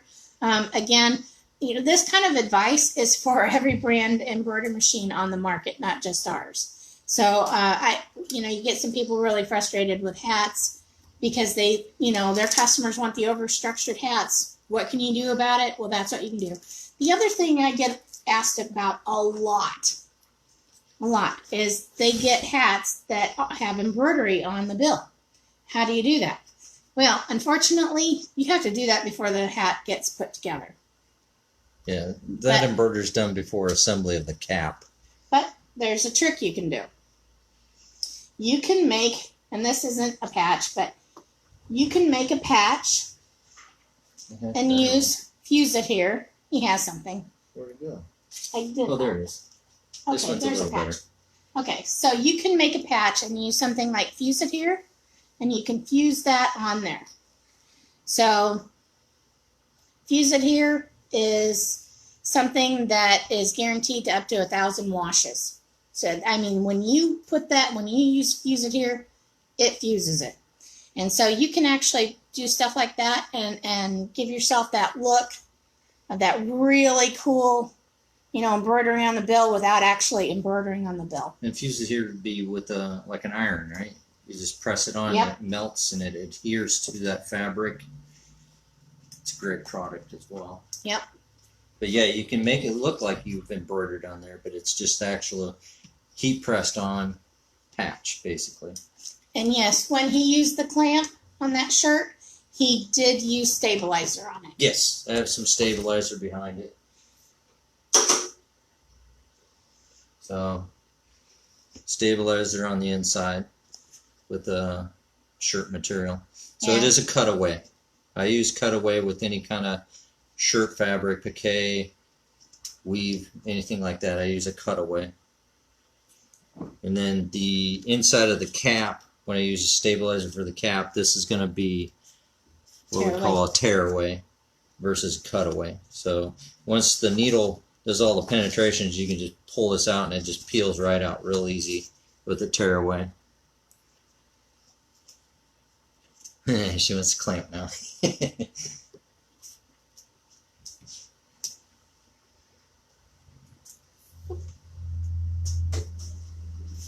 Alright, let's see if we can bring this big guy over a little bit for review. And of course, doing ball caps, I don't know if you guys have done caps on other machines. You can't just go straight in because of that bill. It's going to hit all your needles, so you got to rotate it to the side. 3 o'clock, 9 o'clock, doesn't matter which side. Get it in, then you rotate it back up to the 12 o'clock position to line it up.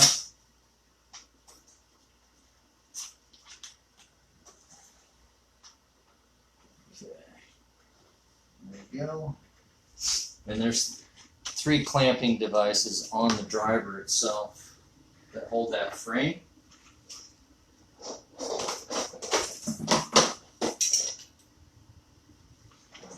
Very important part of when working with the hat system. Doug is going to show you right now how he's picking it up. You always hold on to this as well as that. You don't pick it up by the bar. Right. If you pick this just up by the bar only, as you can see, it can pop out of the track. And it's held on by a cable system here. So you want to make sure that always stays in the track and doesn't pop out. And definitely, you don't want the cables to pop out because they're a headache. Yeah, they're pretty hard to get back together, so if you can eliminate that. And then this inside does rotate around as well. This is part of that 270 style for your sewing field. It's going to rotate back and forth. So when I pick them up, I try to grab them from the center and hold everything all together at one point here. But what I grabbed this for is to show you there's a clamp here, like 10 o'clock, there's a clamp, 2 o'clock, and the bottom 6 o'clock. So you got 3 clamps holding on to that cap frame. And it's a heavy duty. Whew! So they go straight in like that. Whoop. Then I'm going to have the band flip open and hit me. Kind of like so. There we go. There. Now they clicked into here just right. Yep. So all 3 clamps go into the frame, no problem. Just as a safety measure, when I always put a hat on, I always grab the levers and kind of pull up to make sure they sink inside and hold that frame in place. So as you saw, I pushed that a little bit, it clicked in place now. Now that's locked.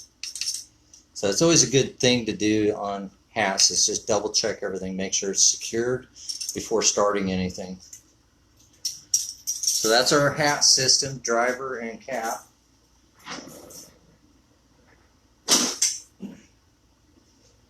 I think I am set up over here. Let me double check.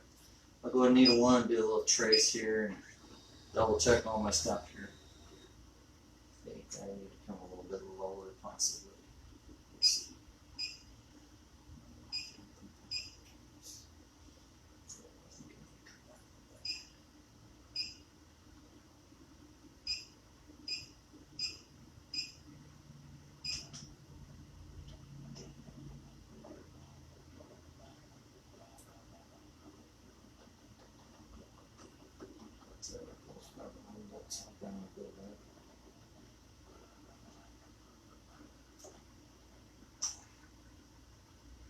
Yep, just like we talked about earlier, Doug bends the bill a little bit, give him that extra clearance so it isn't rubbing up on here and causing any interference.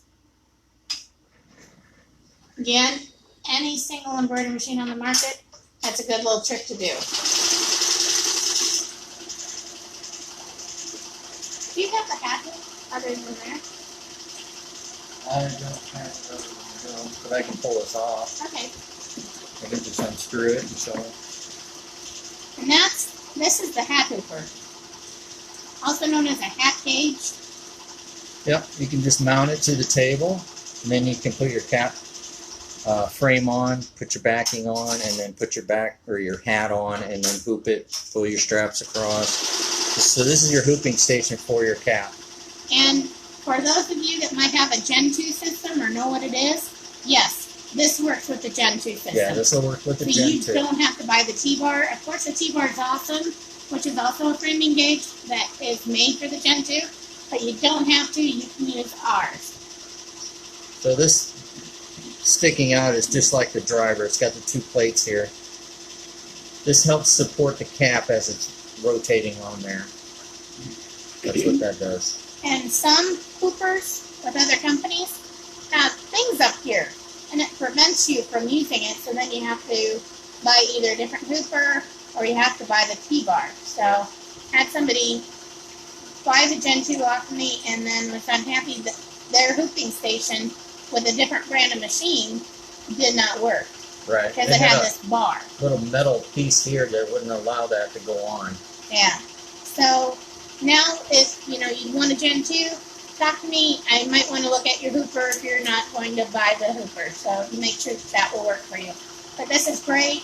It has this clamp on the side. You just put it onto a table or the side of your machine or where have you and tighten it up. And if you're going to put it on the machine or anything metal, I would maybe use some felt in here or something to help save it from not scratching off metal.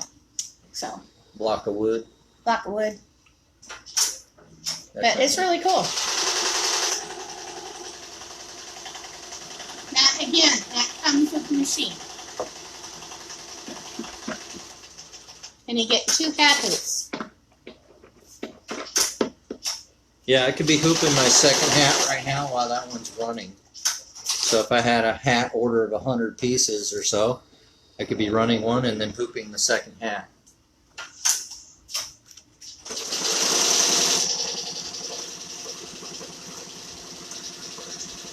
Alright, make sure that this is in there.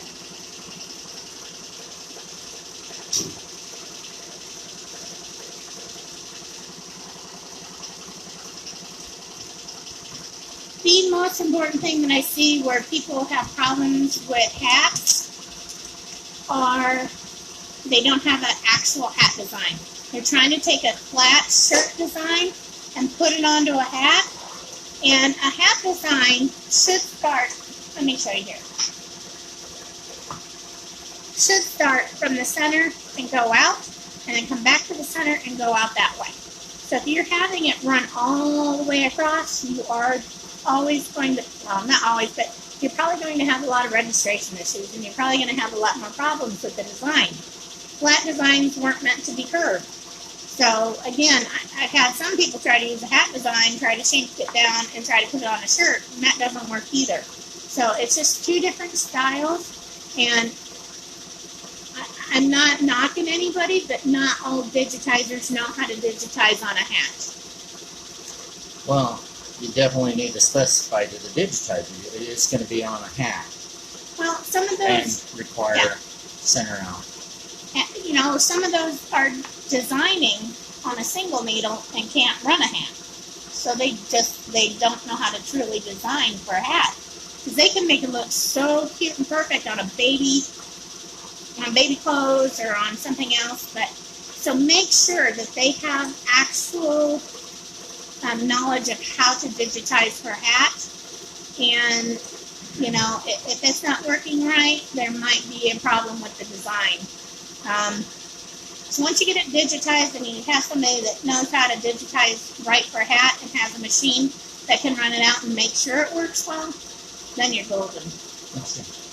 Yeah, she's right, because if it starts here and then embroiders all the way across, what it's doing is pushing that fabric. Your pressure foot's pushing that fabric. It can get what we call puckering.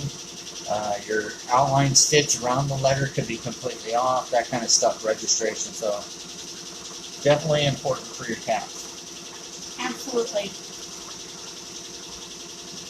Like I said, I'm not knocking a digitizer because they can be awesome at what they do. They just might not have the knowledge of or the ability to run a hat to know if it runs well on one. Depends on the digitizer. I've seen Yeah. some digitizers that been doing digitizing for years, but they don't even have a machine to run sew outs, and it's like, you need a machine to run your sew outs, because if you got anything that needs fixed, you should fix it before you give it to your client, in my opinion. Oh, that, and if the client says this isn't running for me very well, and I'm not a digitizer, so I don't know exactly what the problem is. Yeah. How are they going to run it and find exactly the problem to it? So it's good to have a digitizer that has some machine that they can run the product and see what's going on. But, yeah, hats need to be digitized in a hat style formation. So we're running the hat right now. We ran the clamp, and we ran a hoop. Yeah. So, You do get a soft toolbox with it. I'll show you real quick. So you get some tools in there as well. Variety of stuff in there.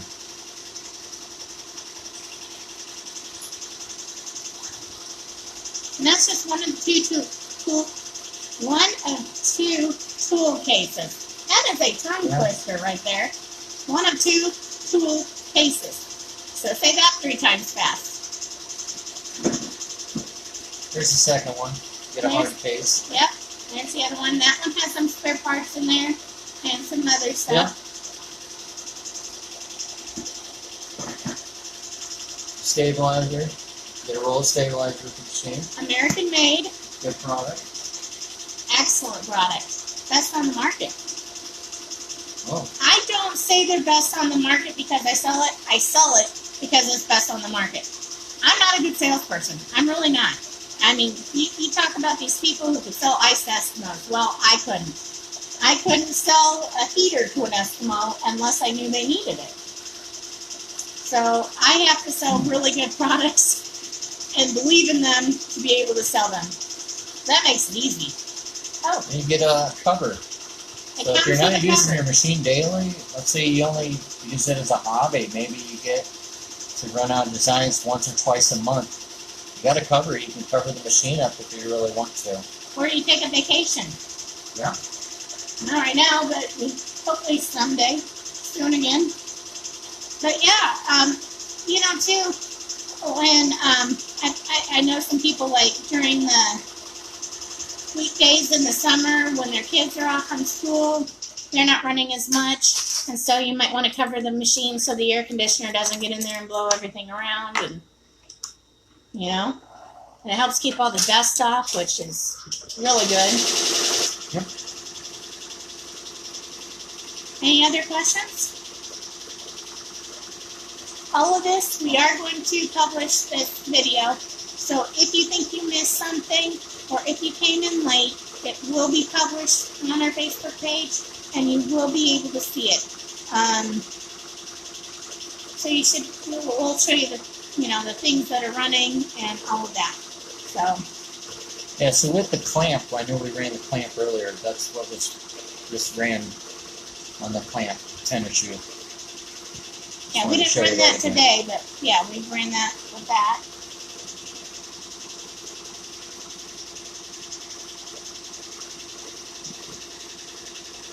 I was going to say, when you buy a machine, I get a lot of questions. What should I buy with my machine? If you don't already have these things, if you have them, you don't need to purchase them again. But if you don't have them, a tension gauge is really important. This is a bobbin tension gauge. There's a long skinny one for top tension gauges. Tension gauges are really great because if something isn't working right for you, check your tensions. We send you a design. It's an H test. If you ever accidentally delete it, it's in the teaching group as well, so you can get that back. But if you ever need to, and you're not sure what's going on, run your H test. See if the problem isn't in there, and that you just have a quick tension problem, and then loosen or tighten as needed. So, and The H test, I also have a picture with it to show you exactly where you need, if you need to tighten or if you need to loosen up above or down below. So it's something that will be very helpful. And the other thing I always suggest, this is something, if you have another brand and you don't own this, you should go to AdvantageInkStore.com and you should buy this today. This is crocus cord. Crocus cord is so awesome, I tell you what. It is one of those things, it's a rounded cord. Really kind of hard to see. It's a little tiny rounded cord. So what that does, sandpaper on a rope. it's a little sandpaper thing. Let's say you get a bird, or a little nick, or whatever you want to call it, in your pressure foot or in your throat plate. The way you're going to know, or even in your rotary hook, the way you're going to know that this is happening is you're going to go, why is my threads fraying all the time? They're frayed out, they're broken, they're frayed. What is going on? You have a nick somewhere. So one of the first things is it happening on multiple needles. If it's not, then you know it's just that one needle, and you know it's that pressure foot. If it's multiple needles, you know it's either it's more than likely the throat plate. And if it's not that, then it's going to be the top of your rotary hook. So what this can do, this little thing for $20-some can save you hundreds over, you know, the lifetime of your machine. It can buff those little nicks and scratches out of there, get rid of that little thing, and you're running again. You know, you don't always have to go buy new. You don't. A lot of these things can be buffed out and used still. A lot of times, too, you can't see the nick or the scratch, but running a fingernail, and Doug has really hardly any fingernails, and he can still feel. He'll still feel. You just kind of, you know, if you have to, even close your eyes the first time or two and feel around, and if you feel that little groove, that groove shouldn't be there. Yeah, if your nail you feel it catch on it, you know that's a scratch or a burr in that area. And then you just take this and kind of polish it smooth. Buff it out. Check your fingernail again. If it moves nice and smooth, then it should be good. And then you can keep running again. Yeah. You didn't have And to of course, that's eliminating the first process. Your needle's crooked. So as long as everything's good there, next step here. Yeah. And this is something where you don't have to take your machine apart. You can sit there and buff it out really quick and then go running again. Yep. So, you know, less downtime. This is a product that works really great. It is something that, you know, we suggest buying. When you buy a machine, I don't work hard to sell you a bunch of other stuff. I just don't. But if you wanted to know what we think you should buy with it, that's it. Those are the 3 main tools that we think are really important. Again, the crocus cord, mainly that will just save you a lot of money in the future. But if you want to wait, you know, 6 months to a year before you purchase something like that, that works too.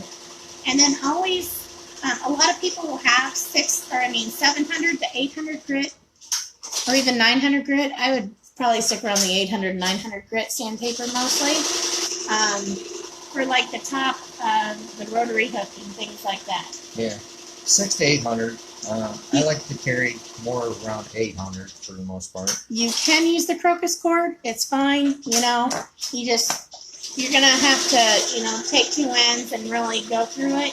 A little bit easier with the flat piece of sandpaper. So on that. But the pressure foot and the little hole in the throat plate, that throat plate is what's down underneath where that, on that bottom arm. So it's that little tiny rectangular plate that This the plate needle that the needle goes goes through. into. Yep. Can't see it over here. So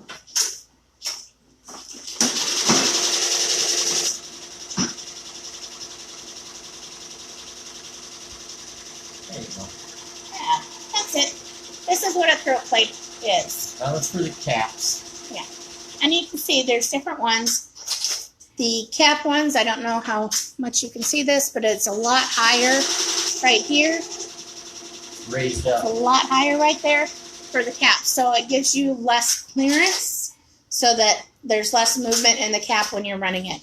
And the flats have a lot less bulgy one. Yeah, because your cap is curved, so this is raised up for that curvature. So this is what you always want to run for caps. Oh.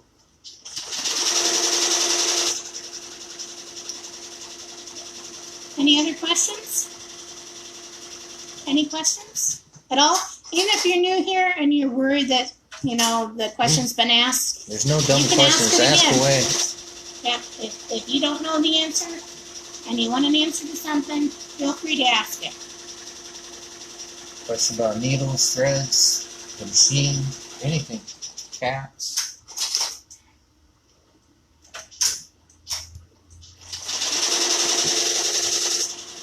We do sell an aftermarket hoop for hats, but the non-structured type. You can run in your tubular arms. The Durkee hat frame and the Fast Frames hat frame. Fast Frames actually have here. Okay. Fast Frame actually has two types. One, it can hook up into your existing arm, or they have the standalone. And the Durkee is a standalone hat frame, and that's for non-structured hats only. You know, the kind that you can sit and, you know, bend anywhere. That hat can be flattened out and put into it and ran on arms, just like a regular flat hoop. So that one's kind of neat. Again, we sell them, so you know, we can make sure that you get the exact model that you need. And if you have that, if you have it for your machine already, and you do step up and buy an embroidery machine, a lot of things only need the brackets or a new arm. So you don't have to get rid of what you have. We can probably work with you and get you something relatively inexpensive brackets. Like this is the Durkee hat frame. But talk to us before you do anything with any of your products, because we'll see if yours will work or not. So that is the Durkee, the Durkee cap frame, and then there's Fast Frames that has it as well. I like this too. Debbie says it's better than seeing it at a trade show because we get to cover more territory and we get to stop and really answer questions. You know, trade shows, all they do is sit and run products, so you can just see the machine running. So, and it's so loud. I agree, this is better. Yeah, you only have so much time when you're trying to get through the trade show and see everything that you want to see. And here, you've got the time to sit back, relax, be in your, you know, in your home or wherever you're at, and take your time, and you can ask all the questions you want to ask and get real live answers. And nobody else can come up and bump you out of the way. I've seen people do that. So it's like, help with that person. So yeah, Doug's putting on, I don't think we have them unstructured. You actually, I do. Do you want it? Just to show it? Oops.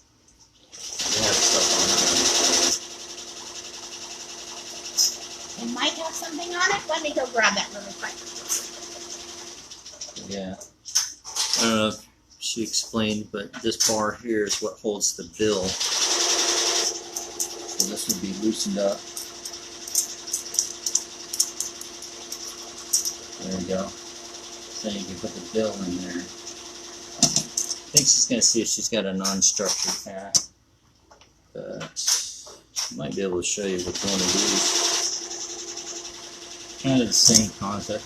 You use your sticky stabilizer on the opening here.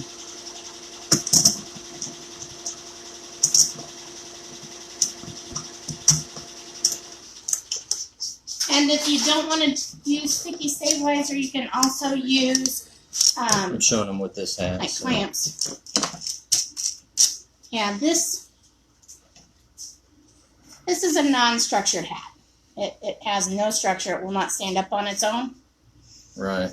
So there's no buckram in that hat. right. This one does have buckram. I was just trying to show you as an example. But once you have your sticky stabilizer, as you can see, these are so much flimsier. You can lay this hat in here flat, and then you can actually do your embroidery on the hats this way and still keep your tubular arms on the machine without switching over. So Doug actually made this hat for me, but we actually use the hat system on it too. Yeah. So I tend to always use the hat system for the most back part. when the beaches were safe to go to. Yeah. Beach hair don't care. Beach hair. So yeah, just finish this cap. And I had my colors off a little bit, but there it is. Just did this cap. Melody, yes, we actually have a lot of hobbyists. Yes. I would say we are probably 70-30, 30% hobbyists who like the, you can buy a smaller machine, but pretty quickly you're going to grow out of it because you go, I want to be able to make this or that. And you don't have to even do it for business, but just, I wanted to be able to run this for my family member, for myself, or what have you. And they realize quickly that their smaller machine cannot do that. And so you're sitting there with this, expensive machine. And a lot of times those little 6 and 10 needles can cost more than this.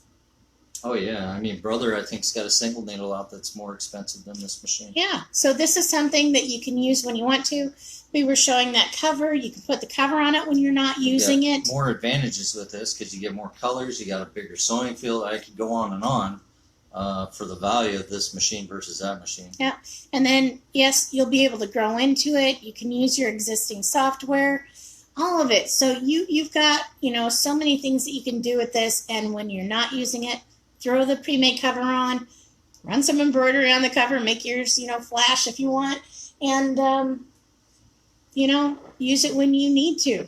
And then, if you ever did want to start a business, let's say 4 years down the road, you say, I am sick of things, I want to start an embroidery business, you've got the key to do so. And if you don't, then you've still got a fabulous machine that will do all those really cute hobby projects that you want to do for yourself and for those. So we're happy to be here. We're happy to answer questions. You can always call us. You can always message us. I read a thing that said a lot of people don't like having too many options for email us, call us, or what have you. But honestly, I want you, all of you, to be able to reach out to me in whatever way you want. You want to text, we're on Hangouts. You want to Facebook, we're on Facebook. You want to message us through Instagram, we're on Instagram. We're on TikTok, we're on LinkedIn. We're a lot of social media. Yeah, we're there.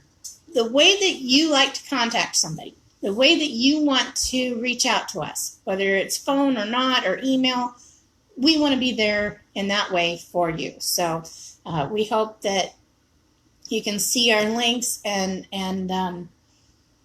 we do have a whole page of links listed on every page, and you should be able to get a hold of us whatever way you like, and we're happy to talk with you whichever way works best for you. Just wanted to show you a real quick one. Another aftermarket. This is a Hoop Tech product. So it attaches the machine from this red bar would be to the back of the machine. And as you can see, it kind of has a window that is up here. You could take bags or shirts, whatever you're running, and put it through here with your stabilizer. And it's got a little lever here. Comes down and then clamps it down, holds it tight. So there's like rubber material in between these windows that's going to help secure that in there. Plus you're getting your fabric and your stabilizer in there. It's a great product as well. So we do have different sizes of these that you can buy, different windows, different frames. That's a Hoop Tech. And this is a Hoop Tech product as well. It's in our web stores too. Neat thing too is when you buy a Blue Sky, you can say, hey, I want that product. I don't want to have to go through all the information. I don't know, what arms I need. I do. I know it. Yeah. Not a problem. And you know what, too? If you ever go through the web store and you think, okay, I need to buy a product for my other existing machine, and I still don't know how to do all that, just give me a call. Throw me a message. I'll help you figure that out. So I will make sure that we get the right product for you at all times. Not only do we do this for our embroidery machine, but we do this for our store as well. Again, when you purchase anything through us, you become a part of the Advantage Inc. family, and we're going to be there for you to help you. So if you're like, I don't know what stabilizer to use on this kind of product, talk to me. I will help you. Servicing the machine it's relatively easy. It's just oiling and greasing for the most part. That's the biggest part of maintaining your machine. And we will show you. We've got videos. We'll show you. Yep. We got a live camera here. We can set up and do a GoToNet meeting privately, one-on-one. We've got a question that says that they are nervous about us being far away and servicing the machine. So, yeah, it is. You can finish answering. I just want to. Oh. On another thing, too, when we're not reading these out loud, when they see the videos later, they don't know what we're answering. Yeah. That's probably what I'm doing too, I guess. Yeah. But yes, we can set up the GoToNet meeting, or GoToN meeting, and then have it set up with the visual. I can set up the camera and show you step by step with the machine on how to do everything. If you have another issue somewhere, I can walk you through things that way as well. So we're here for you. We walk you through everything. Way. Yes, we are there. We're going to hold your hand. You're going to be able, it's like FaceTime, if you know what that is. Those on GoToMeeting already are going to know this is the format we use. But for those on Facebook Lives, we use GoToMeeting, and it is like a FaceTime, but better. It has better quality camera to it and everything because we're not using our phones. But you're going to sit in front of your machine, and we do want to be able to see your machine. We don't have to see you. If you want to be in your underwear, it doesn't matter. So we're not going to see you. We just need to see your machine. So, and then you can sit, and Doug will be on his end with the machine. So we'll be showing you, this is what we're going to take off. Here's where we're going to oil this. This is what we're going to remove to do and place the grease here. And we do the same for any kind of repair. It's the same with the training. So, we suggest you take the training. It's there. No Free. Extra charge. Free training. So, yeah, take advantage of that. And same thing, I set up the camera. I'll go through the control panel with you. I'll go through step by step on how to set up a design, how to read in designs, program colors, and change everything, You're not limited on your training. You're not limited on your technical help. So, when you need help, contact us. When you need more training, contact us. It's that easy. We want to be there for you. We answer the phones. You saw during live. Even during a live, I'm going to go answer the phone. It was a non-important thing. It was, it was one of those people trying to sell me stuff from, I don't know. Unsolicited. It was not something, but again, I don't know that it's not a valuable call. And no matter what I'm going to do, we're here for you. If I don't answer that call, know that there's a reason that I can't, and that I'm going to get to you.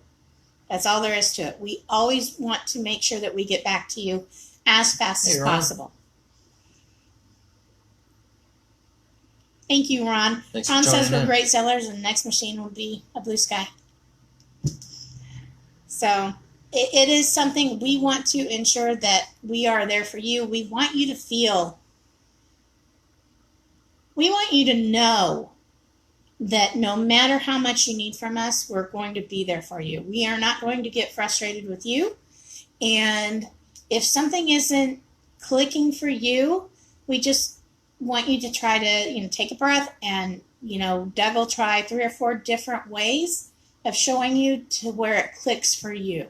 We are not set in some, this is the throat plate, Yeah. Here's the thing that we have to look at. I've been doing this 29 years or so. Since 1992. Yeah. I'll work with you the best I can. Yeah. He's not one of those guys that are going to be, I don't know if you've ever worked with these kinds of people before, but they will be so technical, and they're so over your head because you aren't, a full-blown certified technician on something, and they're like, I'm not even going to pretend that I know what to say, but they're telling you something that is so over your head, and it's like, no, that doesn't work for me. It's like, stop, tell me in layman's terms what I need to do. That thing on the left-hand side, I can see the screw, I need to take that out. Excellent, I can take that out. And not only that, you're not only going to get talked to like, a real person, but he's also going to be there with a camera showing you where to do it. So you don't even have to listen to the words as much as you say, oh, I can see what he's talking about, and I'm going to do the same thing he's doing. So, Doug, as a technician, has even worked with, trying to fix something himself on something other than an embroidery machine, and had a tech, like on an appliance is like, you have to move this, blah, blah, blah, blah, blah. And Doug's like, how am I supposed to know what that is? I've never taken apart a stove before. So we work hard to make sure that we talk to you, and we talk in a way and show you in a way that you can easily do what you need to do. I will pray for you, Debbie. Pray that all of our embroidery businesses out there, even the ones that we're not even in contact with, all stay busy. Yeah, that we stay busy. That this industry needs to keep growing. Yeah. Keep going strong. Keep the embroidery business stabilized, period. It's important because it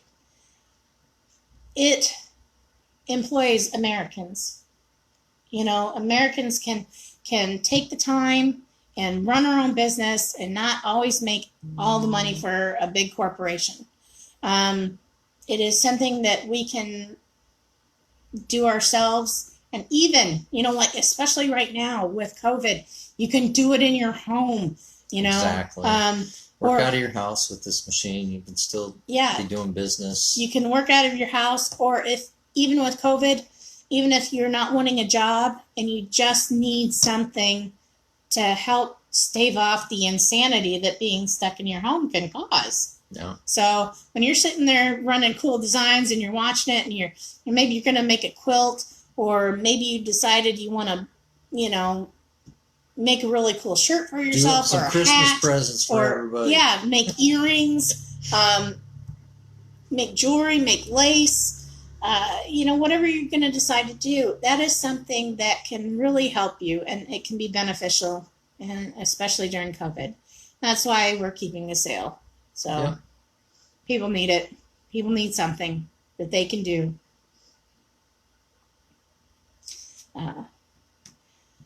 All right. Well, we're getting close to the time. So, any questions? Any other questions? Anything else you want to see? That is wonderful, Ron. That's great. We're so glad that you haven't stopped working and your machine saved you. Yep. It really can. It can really, there's so many people that I know. We had sold to one person because she was afraid she was getting ready to lose her job because another company bought them out. And, a lot of times when you go through a buyout like that, all of the employees get let go. And she got the machine, and she was learning it and running it, and her husband was helping. Well, her husband was doing it too. And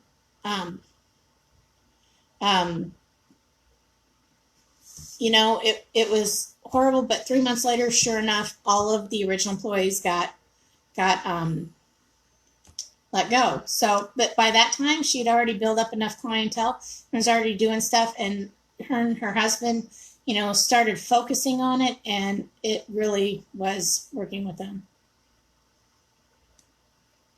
Okay, Diane, I know you said that we didn't answer the question about the bobbin. What can you tell us the question again? Yeah, I tried to scroll back. I didn't see it. Can you ask it again? The bobbin, I don't know if you're asking, but it does take size L, which is the standard size bobbin. There is an M, which is jumbo. Yeah, adjust your business to the times. Yeah, a lot of people have started making various things for, because of COVID, masks and what have you. So, yeah.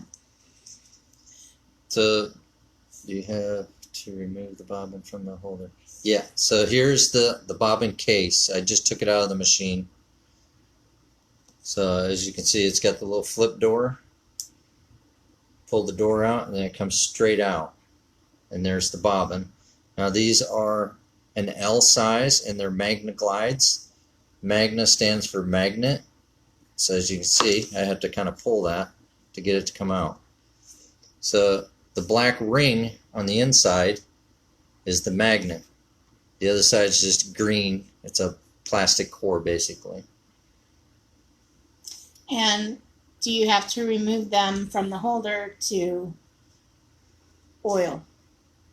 To oil it, yeah, I mean, it's a good idea to take them out and oil the rotary hook. Otherwise, sometimes the oil gets into your bobbin a little bit. So it's a good idea. I mean, you could leave them in, but you do have a chance of oil getting into your bobbin. Which then won't run quite right and can make it more susceptible to breaks. Yeah, you could have a couple thread breaks from just having some oil in there. And then I like to leave 2 to 3 inch tail when I put it back into the machine. But yeah, for oiling purpose, I would probably, just as a good habit, I'd take them out, oil my rotary hook. There's a 100-degree icon on the screen. After I oil my rotary hook, I hit the 100-degree icon. The rotary hook will spin one full rotation. It works that oil into the rotary hook. Sometimes I'll hit the icon once or twice just to let it cycle through a couple times. Get that oil all the way into the inside of that raceway of that rotary hook. Now, with a 15 needle machine, don't care what brand you buy, you are going to want to use the magnetic bobbins. I know that paper-sided bobbins look so much cheaper. Yeah, and they're cheaper up front. Yes, you're going to save money on the front side of that deal. But running, you're not going to be able to run that bobbin. They say to leave the last quarter. Or they tend to hang up at the bottom. They do. As they get and lower. So they tell you, to remove them before you've ran out the thread. Plus, they do not run as smooth, so your embroidery is not going to look as good. You're going to actually use more of your bobbin per design than you do with a magnetic bobbin. You can actually go on to YouTube under Filtech, and they'll show you how much that other bobbin bounces. So it is one of those things that will save you because you can run a magnetic bobbin completely out. So you're going to save money on the back end of that. And you're going to have a better quality embroidery than you do with a paper-sided. But having said all that, you can choose to run a paper-sided or you can choose to run plastic-sided bobbins in it. That really is your choice. Yeah. We just suggest. We're never going to tell you. Well, I've done it in comparison too, so Yeah. I know the Magnet Glide is just world of difference. It's there, consistent, smooth all the way through to the core. We're never going to tell you absolutely you have to do this or else. We're not going to do that. You can run the products you want. We're just telling you what actually works best in big, more industrial style type machines. We're happy to be here, Diane, and we're happy to do the demo. Oh, she ordered a clam. Yep. Awesome. I think we might be getting low on the clamps, but more are on their way. They're in shipping, so I'm just waiting for them. So I should be getting more soon. So if you didn't get a clamp and you want one, we should be getting them probably in the next 2 weeks, I hope. Good. So we should have them up. All right. Any last questions? So I think we're going to go ahead and wrap this up here in just a few minutes. But if there's any other questions. And again, we are going to put this up on our Facebook page. We will let it run so that people can watch through and be able to see it when they need to, because we know not everybody can take, the time off during a work day like this. So it will be there for everybody. Plus, sometimes you miss something, you want to listen back through. But if there's anything that you notice that we can do or talk about for our next virtual show, then let us know. I do think I'm going to try to set one up again in September. So sometime around mid-September, I think. So that should be that. We do have blogs. I do have product blogs and machine blogs. We do a lot. Social media, blogs. Yeah. I do the blogs once a month. So I do the machine one on advantageincorporated.com. And on our web store, there's a blog on advantageinkstore.com. So they talk about different products and all of that. So I did notice on our store, we tried to revamp it so that people could use it a little easier. And I did notice the descriptions aren't showing there. There's a little X that says description, and there's a little, not an X, a little T looking symbol. And if you click that, then the description comes up. So in so many ways, this new site works better for us. Yeah. But then there's always that one thing. Isn't there always that one thing? You're like, why? There's always one thing. We're going to still be looking at other stuff, you know. Who knows? If we find something better, we'll do it again. But we will try to always continuously improve that site. If there's anything else you see from us, I had somebody realize a typo I had the other night. It wasn't actually a typo. I wanted to write note, N-O-T-E, and I got the N-O-T, so it didn't flag me as writing the wrong word. And when you read it back over, you know what you're saying. Not is a word. Yeah, you know what you're saying. So apparently when I read it over the 2 times, I kept seeing what I knew should be note. So if you see any typos or anything like that, please let us know, because, you know, it's just Doug and I. Yep. He doesn't always catch my Just us typos two. either. So it's one thing. We have machines ready. They are available. They can ship out. We have more coming, so they will be here hopefully in a month or 2. But we still have some sitting right here, ready to go out. So, and we do test every machine before it leaves. We test it thoroughly because we don't ever want a machine going out having a problem. Nope. So we thank you so much for spending this time with us today, and we really enjoyed all of the questions, and we enjoyed talking to you, and we hope to do so again soon.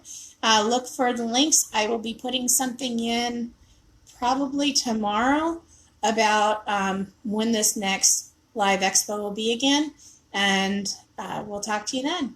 All right.